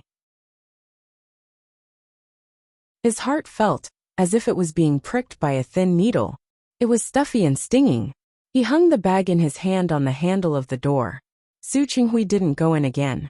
He turned around and left quietly. Li Qianxue entered the company early in the morning. She had a regular meeting to attend. After the meeting, she agreed to have lunch with the cooperative factory at noon. After lunch, she took a nap. She had always had the habit of taking a nap. Therefore, there was also a small lounge attached to the office. It wasn't big, but it had everything inside. Yang Rong knew her habit, so she never bothered her when she was asleep. However, today was an exception. Su Qinghui came and said that he had made an appointment with Li Qianxue yesterday. Yang Rong knew that the two of them weren't on good terms now. However, since Su Qinghui said that, she definitely had to report it. Su Qinghui didn't stand on ceremony and just followed behind her. Li Qianxue's body was considered healthy among her peers. It was just that her blood pressure was a little low. Every time she woke up, she wouldn't be able to get up for a while. She would have to wait for a while before she slowly woke up. Yang Rong knew her habit, and Su Qinghui naturally knew it too. In the past 20 years, Su Qinghui didn't care about Li Qianxue. So he didn't care about her health. He knew that Li Qianxue had low blood pressure because one time last year, Li Qianxue woke up dizzy and staggered 2 steps. Later, the family doctor came over to check and told him.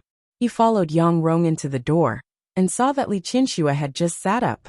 Yes, what's the matter? Her eyes were half open as she looked at Yang Rong in front of her. She had been Li Qianxue's secretary for many years, so Li Qianxue naturally trusted her. President Su came over and said that he has something to talk to you about. President Su? Li Qianxue covered her mouth and yawned. Which President Su?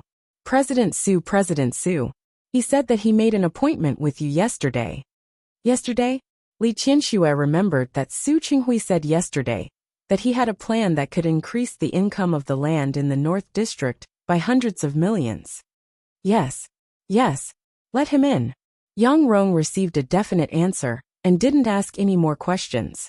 She turned around and realized that Su Qinghui had actually followed her in. Her lips moved slightly, thinking that they were once husband and wife and had seen everything. She didn't stay any longer. She gestured to Su Qinghui and left. Li Qianxue sat there. Just now, Yang Rong had blocked most of Su Qinghui's body, so she didn't notice that he had come in. When she woke up, she thought of Su Qinghui's visit. Her brows furrowed, and she was a little unhappy. Thanks to Su Qinghui's kiss yesterday, Li Qianxue didn't sleep well last night. Throughout the night, the dreams came back and forth. Most of them were from the past 20 years, but in the past year or so, Su Qinghui had repeatedly approached her. She didn't do what she had told old Master Li. Instead, she felt that Su Qinghui's repeated appearances had disrupted her normal pace. This made her very unhappy. Su Qinghui appeared in front of her at this moment. She had just woken up, and her hair was a little messy. It was draped behind her head. Naturally, she couldn't wear a coat when she slept. The shirt inside was already wrinkled. At this moment, she was looking at him with a slight frown. Su Qinghui couldn't help but take a step forward and stand in front of her. Qianxue. His low voice was filled with affection. In fact, he had seen Li Qianxue's more casual appearance at home. But at that time, He felt that he hated her. So no matter what she looked like, she didn't enter his eyes. The situation in front of him was reversed. In his eyes, the unconscious Li Qianxue in front of him was somewhat cute. If you're sleepy, sleep a little longer. His voice was very soft, and it sounded extremely gentle. However, Li Qianxue woke up because of his words. She stood up and looked at the person in front of her. Why are you here? Her face changed too quickly, especially the obvious disgust in her eyes. Su Qinghui's heart was stifled. We made an appointment yesterday. Have you forgotten? As he spoke, he waved a folder on his hand. Li Qianxue also remembered at this moment, but her expression didn't look much better. You go out first. Su Qinghui rarely came to this lounge in the past. Now that they were divorced, it was even more unnecessary. Su Qinghui didn't intend to provoke her here. Okay, I'll wait for you outside. After he left, Li Qianxue went to the bathroom next door with a rather ugly expression. She washed her face as quickly as possible and tidied herself up. When she went out again, she returned to her usual coldness. She walked to the desk and sat down. After pressing the internal line and asking Yang Rong to bring in 2 cups of tea, she glanced at Su Qinghui. You can speak now. Su Qinghui didn't beat around the bush with her. He directly pushed a plan in front of her. Li Qianxue glanced at him and reached out to pick it up. She casually flipped through 2 pages, and her expression changed from casual to serious. She was so focused that she didn't notice when Yang Rong brought the tea in. Yang Rong looked at her and quietly went out again. When she left, she didn't forget to quietly close the door. Li Qianxue read the plan very carefully from beginning to end. Finally, she placed the plan on the table and pressed one hand on it. Who planned it? Did you do it? I did it. However, 2 newcomers from the company also gave me some suggestions. Li Qianxue didn't say anything. According to Su Qinghui, no matter what was built in the empty land next to the North District, it wouldn't affect it. More importantly, this plan was better than the one previously proposed by the planning department of the big corporation. She glanced at Su Qinghui with a complicated expression. She was initially attracted to Su Qinghui because of his ability. Speaking of which, neither of the 2 elders of the Su family was in business. Su Qinghui's mother was a nurse, and his father was just an ordinary employee. However, Su Qinghui was particularly talented in business. This was indeed something that others couldn't be envious of. This plan was indeed not bad. In addition, with the help of the Tianyu group, the 2 families would develop it together. The benefits in the future would definitely be considerable. Hua Jingyao was her son-in-law. She didn't need to worry about whether he was willing or not. Your conditions? Su Qinghui glanced at her, as if he didn't understand what she meant. I said, what are your conditions? Li Qianxue's expression was serious, and there was a hint of seriousness on her face. You know this plan of yours very well. It's indeed very good. So what are your conditions?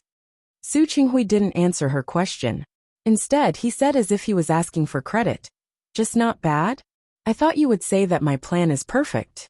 Su Qinghui. Li Qianxue didn't want to give him such a high hat. Tell me directly, what are your conditions? If it had been someone else, she would have praised the person who had written the plan. However, if that person was Su Qinghui, then forget it. Qianxue, can't I give this plan to you? You're being unaccountably solicitous. Li Qianxue didn't say the second half of the sentence, but Su Qinghui understood. He smiled bitterly. Her attitude really gave him a headache. My company has just started. Although it has been developing well recently, I can't handle such a plan. You should know this as well. Of course, Li Qianxue knew. She also knew that although Su Qinghui's company had been developing well for more than a year since his divorce, such a big project was really too big for his new company.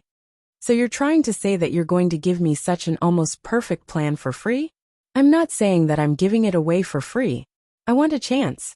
While Su Qinghui was still thinking about how to choose his words, Li Qianxue let go of his hand and pushed the plan back in front of him. I'm sorry, I can't give you the chance you want. Qianxue. Su Qinghui was stunned for a moment. Li Qianxue sneered, and the expression on her face had changed to one of displeasure. You want me to give you a chance with a plan? Su Qinghui.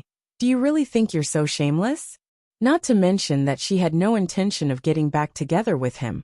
Even if she did, she was very dissatisfied with his use of the opportunity to threaten her.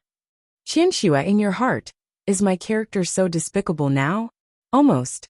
Li Qianxue's expression was cold. I won't say much else. I won't agree to your conditions. You can go. Su Qinghui sighed. Li Qianxue's personality was daring. In the past he felt that she was very clear about love and hate, but now he was very annoyed. It was very difficult to change her mind. I'm talking about a chance.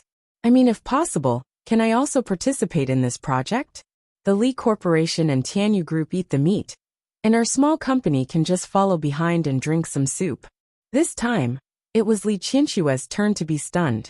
In fact, Su Qinghui's request was completely reasonable. He was the one who planned this case, so it was understandable that their company wanted to get involved. It wasn't too much for him to say this, but Li Qianxue was thinking of another thing now.